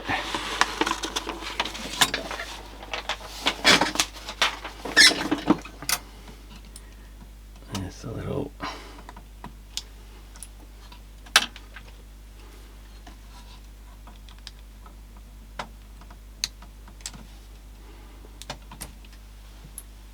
and we should be able to pop the cover off. Now this is a partial cover, is it? Yeah, it's not a full one, I don't think. Oh, bloody hell, that's what I was trying to avoid, is losing everything. Now, I don't know where that little switch lever went, but it's down in there somewhere. So, well, we're missing the little bit, but that's what presses on. Doesn't look that bad in there. You can usually, well, obviously we don't care about that contact because it's not connected to anything. We should be able to wobble these loose. I mean, ideally you'd probably just replace the switch. Maybe Matsushita didn't make it that way. It does look, maybe it is a bit black on that top one.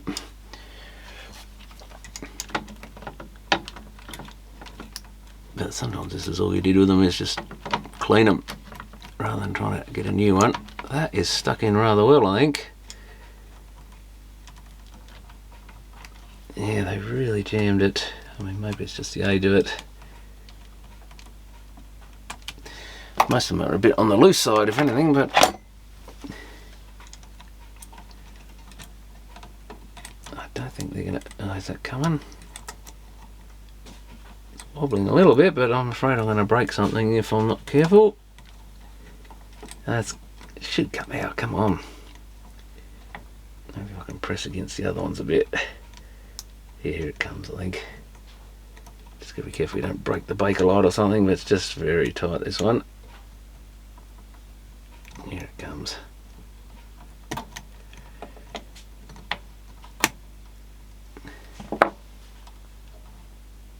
Yeah, it's a bit bit rubbishy, bit tarnished, and so is the other side, but probably a bit of micro scrub will actually fix that. I mean, you never know, it could be a mechanical issue, but it wasn't even clicking the switch, so it's more a situation of it's just not making contact when it's in its normally closed position, I think.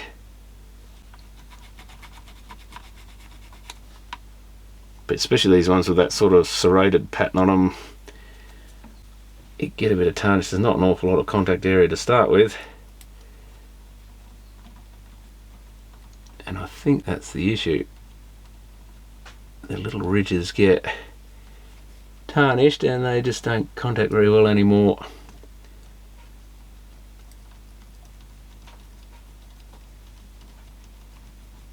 I'm not sure if I'm... oh, now that bit's come out, typical. Not sure if I'm doing the best job of that. That pivot's on that little pin, and it's a matter of working out how that went. Maybe it went the other way. Oh, there's two little slots in it. It was just which way around did it go. I guess if it's springing that way, it probably went that way. Oh, wait up. Well, that's on. But that just slipped off, I think. Well, we've got the opposite action to what we want. The two ends are basically the same, I think. That's it, I think. Yeah, then it flicks up, so it arcs upwards. Where's the other contact gone? Get this thing back together before any more trouble happens. Where's the little piece there? Because that's got a little bit cut out of it where it slots in the exact position. It goes in a lot easier than it came out, and we should have, yeah, it switched from one position to the other. I've just got to find the little lever bit for it. Well, I had to lean it up on its front and shake the hell out of it to get the thing to come out. I don't know what it was attached to, but I turned the machine upside down and stuff didn't come out. Usual story. Amazing how they can stick to just about anything. Now I've got to try and get this bit in place without loosening that off while I get this, and I can't get my finger in there. There, finally. And the screws will clamp everything together, I think, so that cover shouldn't come off again. It's going to be a bit loose on this one, so maybe we'll put the rivet back in, because if that's all pressing on the metal plate it can't come out again, but at least it'll hold it together for now while I reassemble everything. And this is going to be near impossible to do probably, because I've almost got to take this bracket off, I think. Oh, you got to take this whole plate. Can I get a finger under there? Power's definitely off.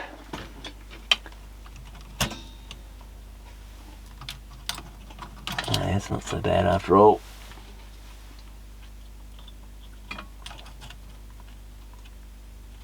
Oh, wait up. Which one's the screw holes? They're the screw holes, so it must go that other way. Oh, you can see the dirt where it's... oh, has that had a hole there? Yeah, that's it. So there is definitely adjustable, this thing. It can swing side to side a little bit. I'll see if I get the holes to line up here.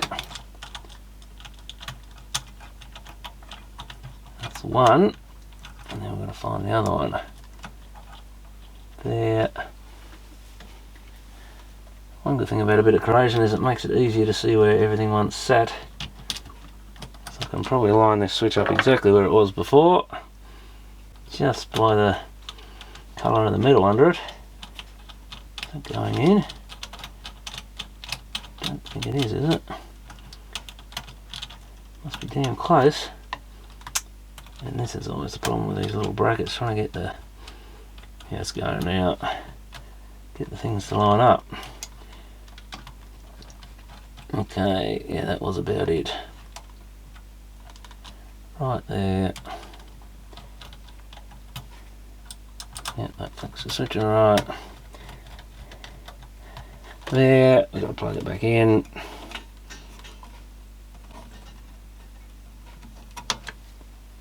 And get the spring back on there.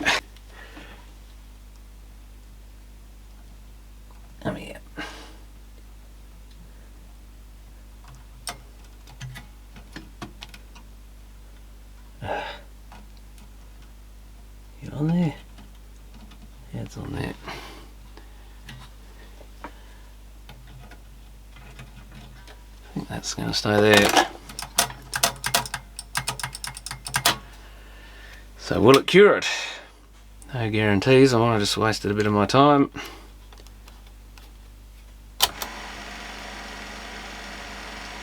But it's worth trying to fix the original switch, I think. At least it's all original then. There's my screwdriver.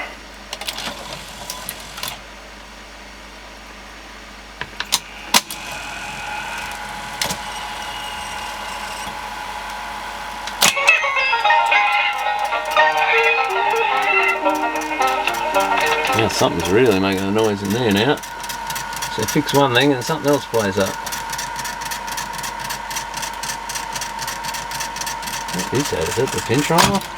Well, now I've upset the tension, but at least it worked on that first go.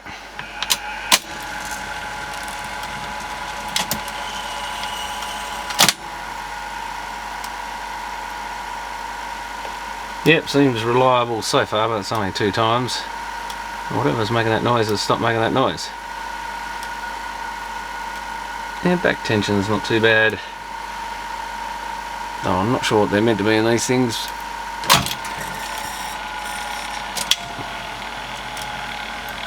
Let's try a couple of other functions. Rewind, fast forward, they need a bit of a service too.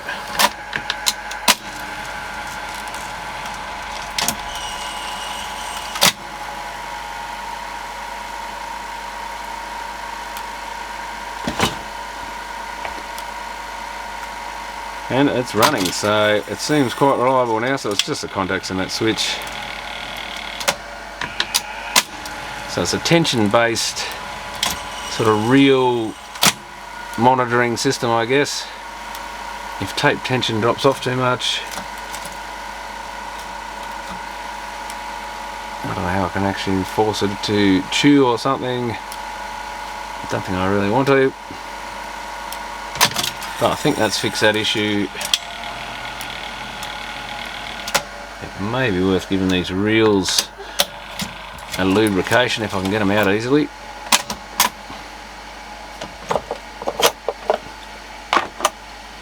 Which is a big question. Looks like you undo a screw on the end of them, is it? And then we can probably, I may have to loosen our tension band off again. Maybe even take it right off. I think you just move it to one side. Well, I don't think I've ever had a reel held on with a screw before, but there's always something new with these things. Put the brake out of the way. Does that just lift? Yeah, it's coming, but we've got this thing. What is this thing? No idea, but that's going to have to be. Guess we'll just turn the power off, unscrewed as well. Because otherwise I'll put my finger in front of a sensor or something and activate something. That moves to one side, so that's probably all I need to do. What a beast of a thing. Very weird design. So those little pins go into, yeah, little holes. They're obviously designed so that they press in, and then as it rotates they probably slip until they line up with the 3 holes. And then they lock in, so very well attached to the tape in that sense. I guess the other ones have like sprockets, so not much difference really. Is that like rubber off the idlers? Maybe. We've got 3 different layers here, but yeah, I can see some old black grease in there. Still seems quite good. I'm surprised that isn't working, but oh, what do we got here? Looks like a washer fell out on me as well. They always do things like that. When you're not looking, they drop out from underneath. I assume that was under the reel. It would have had to have something, although we've got another. Oh no, that's. Oh, yeah, that is the washer. Let's get them out of there anyway. Oh, there's another one under that, so it's like a layer of 2 plastic and 1 metal or something, I think. Little sandwich. I might just clean all that off and re-grease it right down under those washers, and I'll clean the washers as well. That grease does seem fairly reasonable, but it's at least liquid, but probably not as liquid as it needs to be. And I guess we can just go up in the reel itself. That is quite the metal to metal contact on this thing. They certainly build them solid. Overdone really, I guess. Complete over engineering, but in the early days that's kind of how it often went, until they worked out what they could get rid of, and the later machines were under engineered really. Yeah, the grease on the washers doesn't feel great.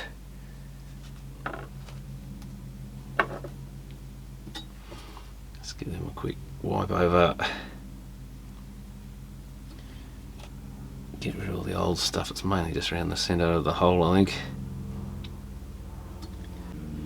Just stick a bit on there with a screwdriver. I guess mainly there's like thinner parts, so they don't really need grease. There's a couple of larger diameter bits, must be what it actually runs on.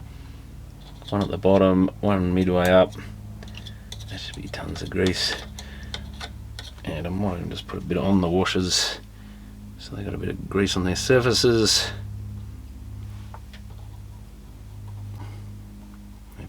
Probably should have put that on first. Anyway, it's going to wipe half the other grease off, so it'll have plenty of grease under it. Then we've got the thicker washer. I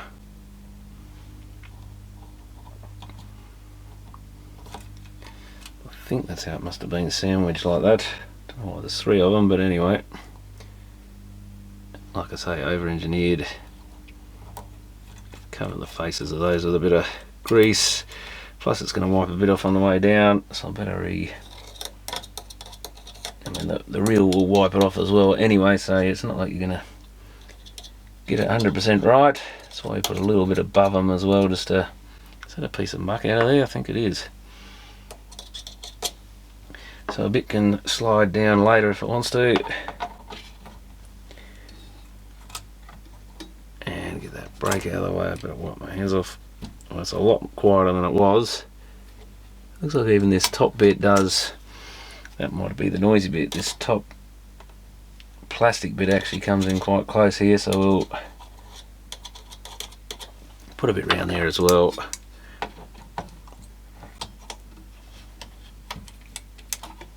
Oh, gotta take the brake off. Don't think it runs as well as it did before, but have we got another brake here? We might have something else. Oh, that was it, I think. But at least it's not noisy. With old belts and idlers, it probably doesn't help a lot. I should have actually, I was going to clean the bit with the idler rungs as well, and I forgot. But we'll give that a quick clean in situ. I don't think this other bit, that's just where the brakes run. It won't hurt to clean it anyway, probably. That doesn't have, oh, is that where the tension band runs? We probably should clean that then. Yeah, the tension band's actually eaten into it a bit, I think. Won't hurt to clean that off. The tension band's in mint condition. Better than most VHS machines, you see. And we can turn that with the... That idler's certainly not the best. There's some chunks out of it and bits and pieces, but it'll do for now. I don't know that you can even get a belt kit for these things. Probably not. And I'd hate to think what it would cost if you could. And with one tape full of chicken husbandry, there's not much point getting this machine going if that's the only thing I've got to watch.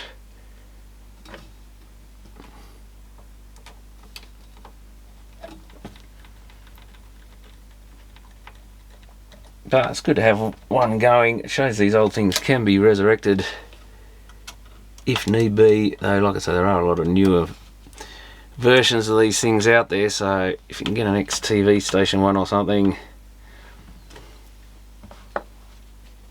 then there's really no need to get these old clunkers going again.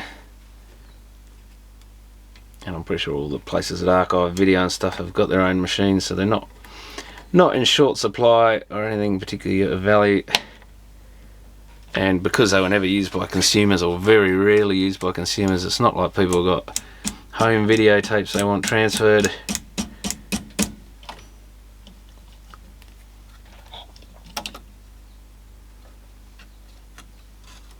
But still, I don't know how many are available in the local community, so it could be something that's useful to someone somewhere. if at least a few people have got these things lying around.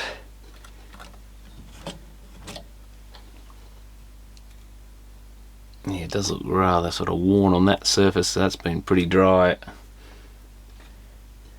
And same, basically the same setup as the other one. A couple of pieces here that do most of the work, most of the contact, and there's, yeah, very dry on the bottom layer of little washers there. Maybe they probably put different numbers of washers in anyway to get set the height exactly right, because there were jigs and things to set all this stuff, mainly for factory use.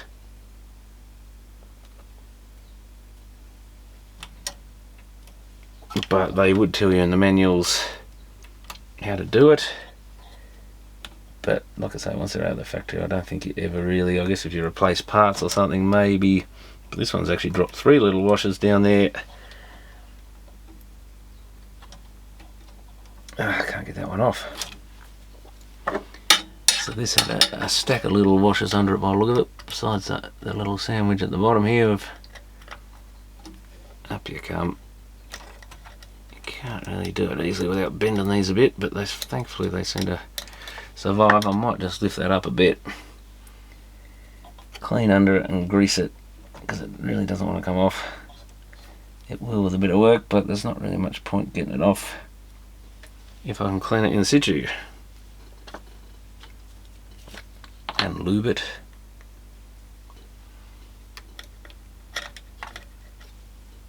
Or even if I just put a bit of grease around the shaft between the two. Now you want to go back down. And that should do the job. I think it mainly, these probably don't even move that much, mainly the reel itself where it touches these washers is the bit to get lubed up.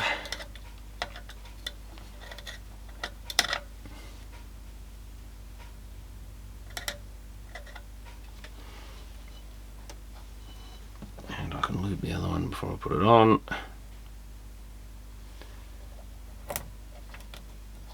And yeah, we've got 3 others. Whether they all need lubing, I don't know, but I'm going to do it anyway.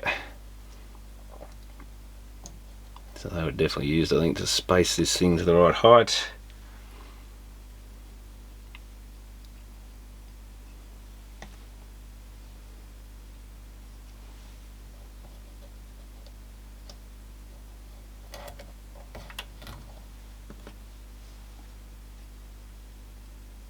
There's probably enough grease on my finger there to do the other side.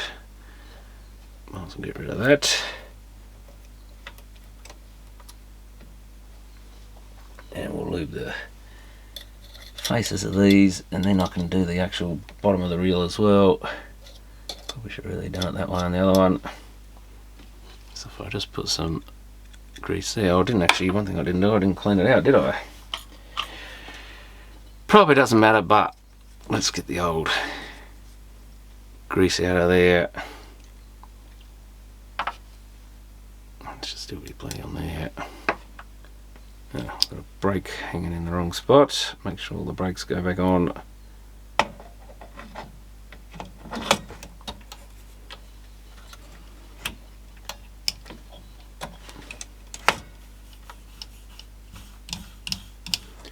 Yeah, getting all the brakes off this one's not so easy. There's a big one on the bottom there, but I think that'll be a lot better. What do I press on that? Certainly less noisy than it was.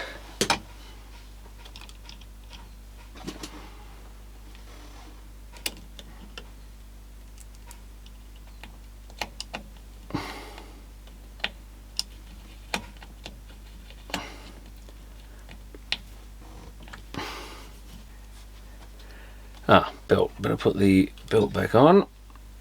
Counter belt, that counter had issues as well, I think, and probably the other, maybe before I put that belt on. Should I replace this other counter belt? So the counter's running, but it's not very good at, am I even going the right way? Doesn't matter. It's got some dried up grease on it. At least I think that is what it is. It's something green coloured on the little pulley here. And yeah, that belt slips fairly easily. That is quite hard, whatever that stuff is, I think. Is it some sort of corrosion or corroding grease? Who knows, the grease might have corroded in here. I think something has corroded. It's actually the chrome coating or whatever that silver stuff is going green. It's a bit rusty looking. At least that gear's turning, but it's not pressing, so this thing's probably not coming in. Yeah, even then it's not going. Because when you press the reset, it lifts all these gears off the wheels. Oh, that one's seized. Well, not completely, but it's tight. So it's no wonder that doesn't turn. Maybe if I just loosen it up a bit. What is... I wonder what it's catching on. So that might not be so easy to fix now. That's not returning either. Even when I lift that up, it doesn't return, so that's not much good. Or is it because one of these is out? I think that counter might be a bit beyond it for now. It's come back now. It was something to do with the... Oh no, it's turning now. I say it's probably a bit beyond going the wrong direction. I think the belt might even work now. Now that I've loosened it up, but that one was quite tight. Yeah, it seems to have loosened up. I don't think I'll bother fixing it. You probably could pull it to bits and repair it if you really wanted to. No, it's clogged again.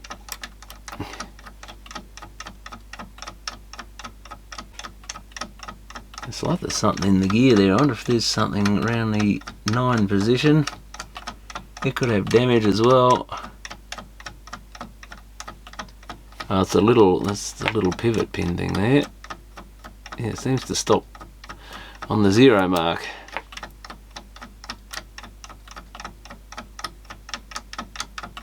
Oh, well, I don't think I'll worry about fixing that, since I'm basically not going to use this thing, and even if I did, I think I can live without a counter.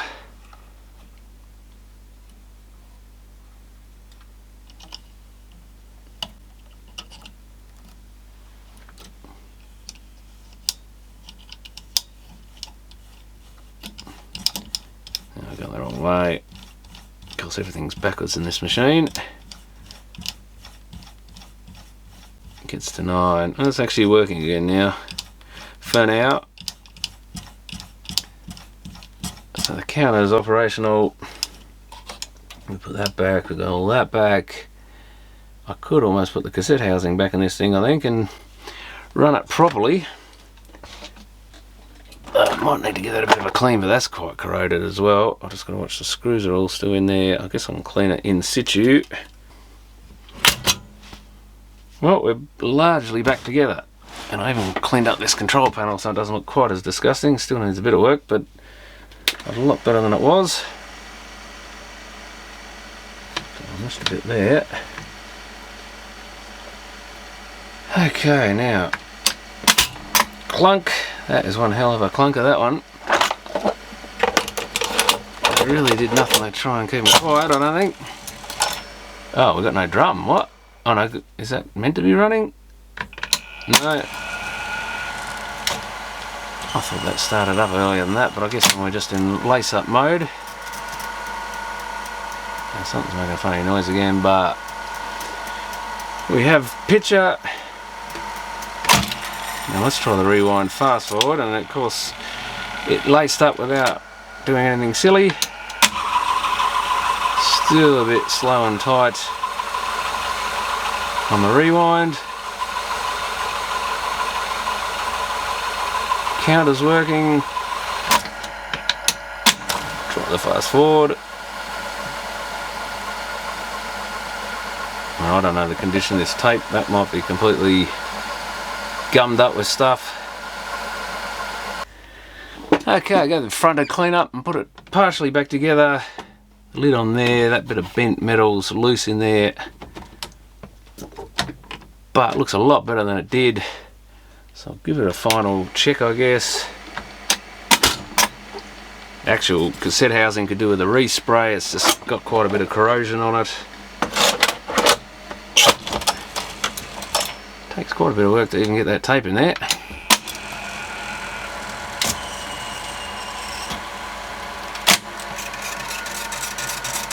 Oh, that noise is getting louder, whatever it is. The pinch roller? Oh no. Tape's rising up, I better watch that, I'll crunch it up.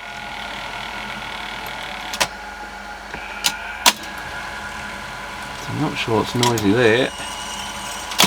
Probably needs in need of a lubrication there somewhere.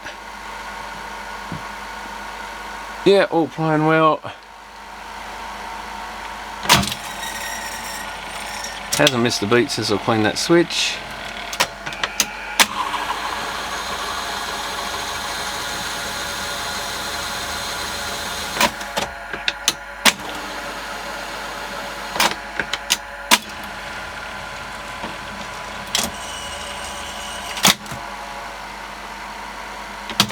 Pause. I don't like using the pause after I heard that supposedly these can wear through the tape if you leave them on pause for a while. I don't know how long that is. I noticed this tape does say something about designed for still picture reproduction. So maybe it had something to do with the early tapes. And that was the other thing I was going to try. I actually got tracking control here. Oh yeah, that seems to work. Definitely. I'm not sure what this skew thing does, but I don't need a decent knob to run it. But it looks like it actually adjusts the back tension a bit. Can't see any difference at all to the picture. So I'm going to put that back to NTSC power selector. But so the tracking's pretty well aligned in this, given I've just put a random tape in it. Counter's still running. We've got a green power light again because we've got the little lens back in place. Very fancy having a blue ejector light. That was a bit different, a bit ahead of its time. I'll shut this thing up. But yeah, the amazing thing is we've got a fully functional colour video recorder, cassette based one, and it doesn't even have a single LED in it. It's pre-LED era basically. It's all incandescent globes. And amazingly they're all still working, but who knows how much use this thing's had. And it's basically all functioning again, which is amazing. All the electronics are fine in it by the look of it. I was going to have a quick look. I don't know if this thing's got a bunch of logic chips in it or if it's done much more just on switching kind of logic. But I probably should have another look at that bottom board, because this must have some digital chips in it, surely. I think that's all the colour processing and stuff up this end. All the signal processing stuff. So the so-called syscon, as I used to call it, system control, I assume would be on this bottom board. There's not a lot of, well, there's a few chips in it, and there's another little board with chips there. So this board consists of, we've got another little board here, Mitsubishi chippies.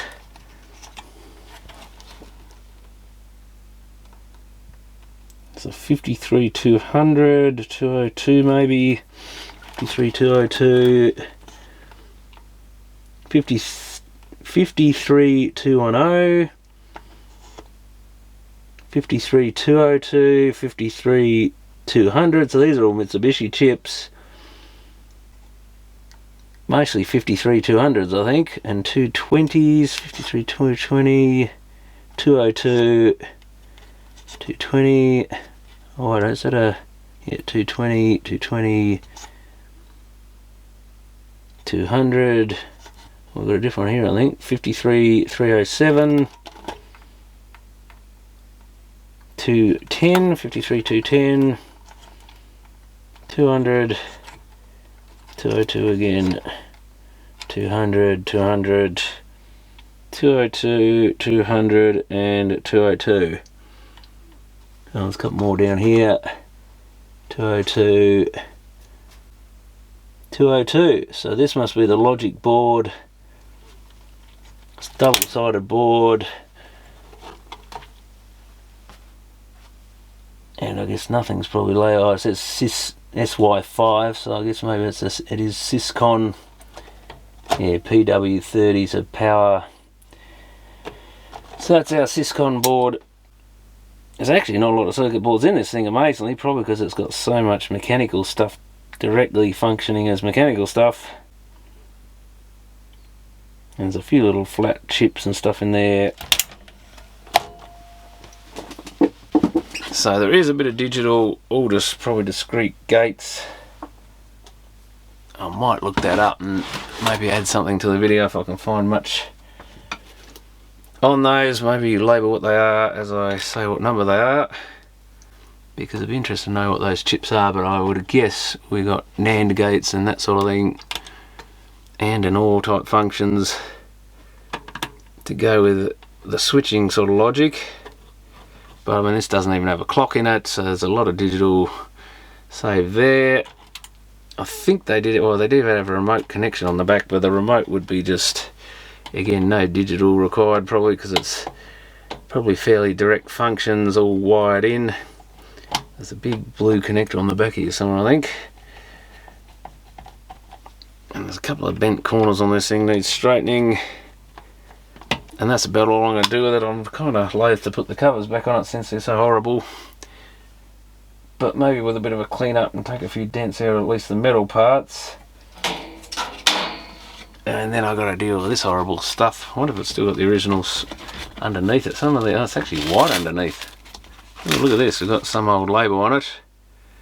EVS something. I wonder if they came out of the factory. They wouldn't have been white out of the factory, would they? Or is this a whole piece of wood someone's made? And no, it looks like a genuine factory bit of wood. It's so, well, the top piece of metal's white. Don't know if I've seen one of these in white. It's a bit odd, isn't it? So that matches that, or close. And I guess I could peel one of these off and have a look. Oh, there's a bit of it coming off on the corner anyway. It doesn't have any colour on it. Well, these are a bit iffy the way the screws are in them, so I reckon these might be made by someone aftermarket.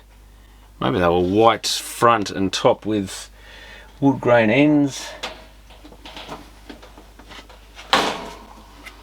Yeah, I think these are an aftermarket bit of plywood. I doubt they would have used plywood originally, or someone's put an arrow and stuff on it, so I think they might be homemade jobs. So this thing isn't exactly in original condition.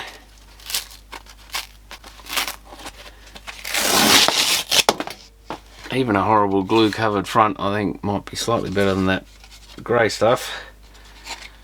And that could be cleaned up and repainted and the dents took out of it, or the worst of them. So that might be another job to do. I think the back's still on this thing, which is broken at one end because the whole metal plate's bent on this end. And yeah, there was a remote connector. Oh, it's at that end. Yes, this remote. Great big, how many is that? That's 6, 7 on that side, 6 down the middle, and I guess 7 on the other side. So 20 pin connector by the look of it. And yeah, it was silver on the back here, so that sort of dark grey silver colour. Yeah, I think that can be straightened up good enough if I bend the metal up underneath it. I've got a colour lock adjustment. Couple of nice big transistors. One's actually a small one, 2 SD82s, probably for all the voltage regulation and stuff this thing needs. And I guess at least the drum motor would have some sort of servo control. I guess probably the capstan as well to lock them together. Oh god, I can't get over the weight of this thing. But it's been clogging up a bit of the garage, so I had to get rid of this thing one way or another. And if it was going to be a complete dud, then it was time to strip it for parts or something, but it actually works amazing. So with a bit of fiddling around, took me a little while to work out how this thing worked, and the cotton onto that switch definitely been the issue. So it was only a very simple thing. I'm no doubt a known fault in these for people that used to work on them. And yeah, what a monster of a tape. That's interesting. Even the case has these little pins to stop it rotating in transport, I guess. Yeah, they'll rotate until they find those, and that's the end of that, I guess. So is this a proper? This is a proper Sony video cassette. Yeah, designed for still picture reproduction. Chick, Churchill Films, Chick Embryology, National Geographic's Chicks and Chickens, colour. And maybe their library numbers. Doesn't say whose library it came out of. And even shows, oh yes, it shows the rotation that way and the rotation that way. Made in Japan. What's this little hole do? Don't know. Oh, there's something. Is there some sort of little hole that goes around on these reels? Yeah, certainly a fascinating bit of tech. I guess I could pull the tape to bits to have a look, maybe one day. But I don't know anything about them, so there's a risk of doing some damage or something. Is there anything interesting on the other side of this bit of cardboard? Ooh, some psychedelic colours while I look at it. Oh, look at that, there's a nice old bit of artwork. Looks a bit 60s really, more than 70s, but yeah, it's always nice to find that old artwork. So that's just the business side of the label. That's the sell it in the shop side of the label, I guess. But yeah, I don't think I've ever seen that before. Bit random, but that's quite nice. And yeah, like I say, if I didn't have that tape, there's no way I would have even bought this thing, because I wouldn't have been able to do anything with it. But having a look at it now, it's kind of just a cool chassis with all the stuff removed from it. It would actually look kind of cool on a shelf somewhere, just as it is, maybe with a bit of a tarting up with a bit of paint on some of this horrible galvanised looking metal that's got sort of patchiness and stuff now on it. And yeah, if even when you take the door and the cassette housing out, it actually doesn't look too bad. Could even take these panels back off, but that might be going too far. But it's actually quite an interesting looking old thing. An amazing old piece of video technology, that's for sure. There's such a large machine. It looks like it may have been made to have other stuff put in this corner, because it's basically empty in there. So there must have been other boards could slot in here. Got two holes the same there, though. There is a board under it to here. There's room for another board next to that one. Maybe one on the inside of it too. So there's quite a bit of empty room there. That's all empty, besides a bit of wiring harness for the remote and stuff. So it's really only got electronics up this end. A small amount, well, mainly just under this panel. That board on the bottom. There's a big transformer in the front corner here, and some wiring for the mains. So there's really not any electronics there. There's the top panel here. There's that big logic board underneath, and these panels on the end. So it doesn't really have much more electronics than your average VHS machine or something. Probably almost looks less than like one of their SLC 5, 6, 7 kind of era beta machines. In many ways, this is much less cluttered inside than one of those. I've actually got a couple of those lying around I must get onto one day, because they're a fascinating old machine. Not the greatest things ever, but yeah, interesting old bit of video technology. A lot of electronics in them, because again, very early beta machines. And the SLC 6 is probably the biggest front-loading machine ever built, although a couple of the other beta machines are up close. But it's kind of fascinating just for its physical size and weight for a front-loading VCR.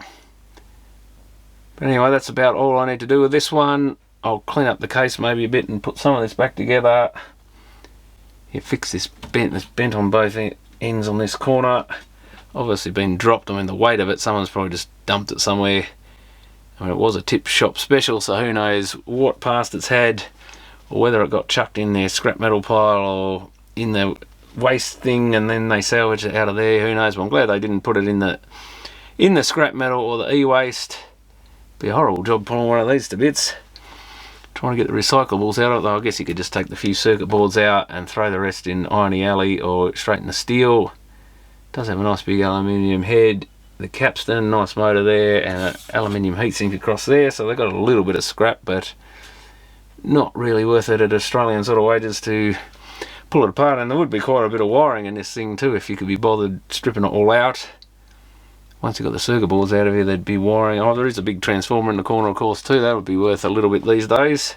Not the sort of 25 cents a kilo. I used to try and recycle what I could out of old machines and old parts that I was replaced for people. And yeah, I'd get like 25 cents a kilo for motors, transformers, irony alley, and the wire as well. I think that's all was around 25 cents a kilo, I think. So not really worth putting much time into. But if you're already pulling it apart like something like this, I probably would have pinched those transistors out of. To be honest, there's not much else in this would have been good for parts unless you were fixing these machines all the time, which you just didn't see them. And even with beta machines, there was very little besides a couple of the Sanyo ones, and they only needed belt kits usually, so very little you ever used out of them. Most of them you just toss them in the scrap or chuck them on the dump. Back in those days there was no e-waste recycling, so not much you could do with them, and that's probably what would have been the fate of a few of these things. They would have just got chucked on the dump once they had some problems with them. I don't think any of these even came out of Tas TV. They had to clean out when Wind took over, and there was a couple of Ampex machines, the old reel-to-reel, large reel-to-reel ones, and a hell of a lot of beta machines, like a lot of Sony SLC 6, 7, 5 era stuff. Don't think there was actually any professional ones, but they were fairly low budget little regional TV station. But I don't remember seeing any U-matic either. Someone kept them, or they didn't really use it, or maybe there was a couple of machines there that I saw that were in pieces with the covers off or something, and I just would have ignored them. I think I wouldn't have paid any money to get those, even if they were a few dollars each sort of thing. So it's possible that maybe they did have some and I just ignored it. But yeah, bit of an interesting old bit of tech, and it's kind of good just to have a play with it. I kind of enjoyed actually working on this thing because it's such a, it's not a fiddly little thing like I just looked at a video camera before this, so this is the opposite end of the video spectrum. Nice big mechanism, easy to work on, a little, you know, difficult to suss out what's what without a manual, but so much nicer to work on this big sort of what is high end. I mean, you don't see sort of quality motors and stuff like this anymore. Nice to work on this occasionally. I'm not the biggest fan of mechanical stuff, but it's a bit more satisfying than some little plastic mod machine or a audio cassette player or something. So it's been quite a fun one to do, and it's nice to see like these little mechanisms, that the little solenoids that engage the lever from another solenoid to pull the slide plates around and stuff. And yeah, see something with actual real micro switches in it again. So yeah, kind of an interesting one and a bit different to the norm. That's why I thought it'd be worth grabbing the thing. Even if I couldn't get it going, it'd be a bit of fun to play around with. But that's all I'll do on this one for now, so thanks for watching.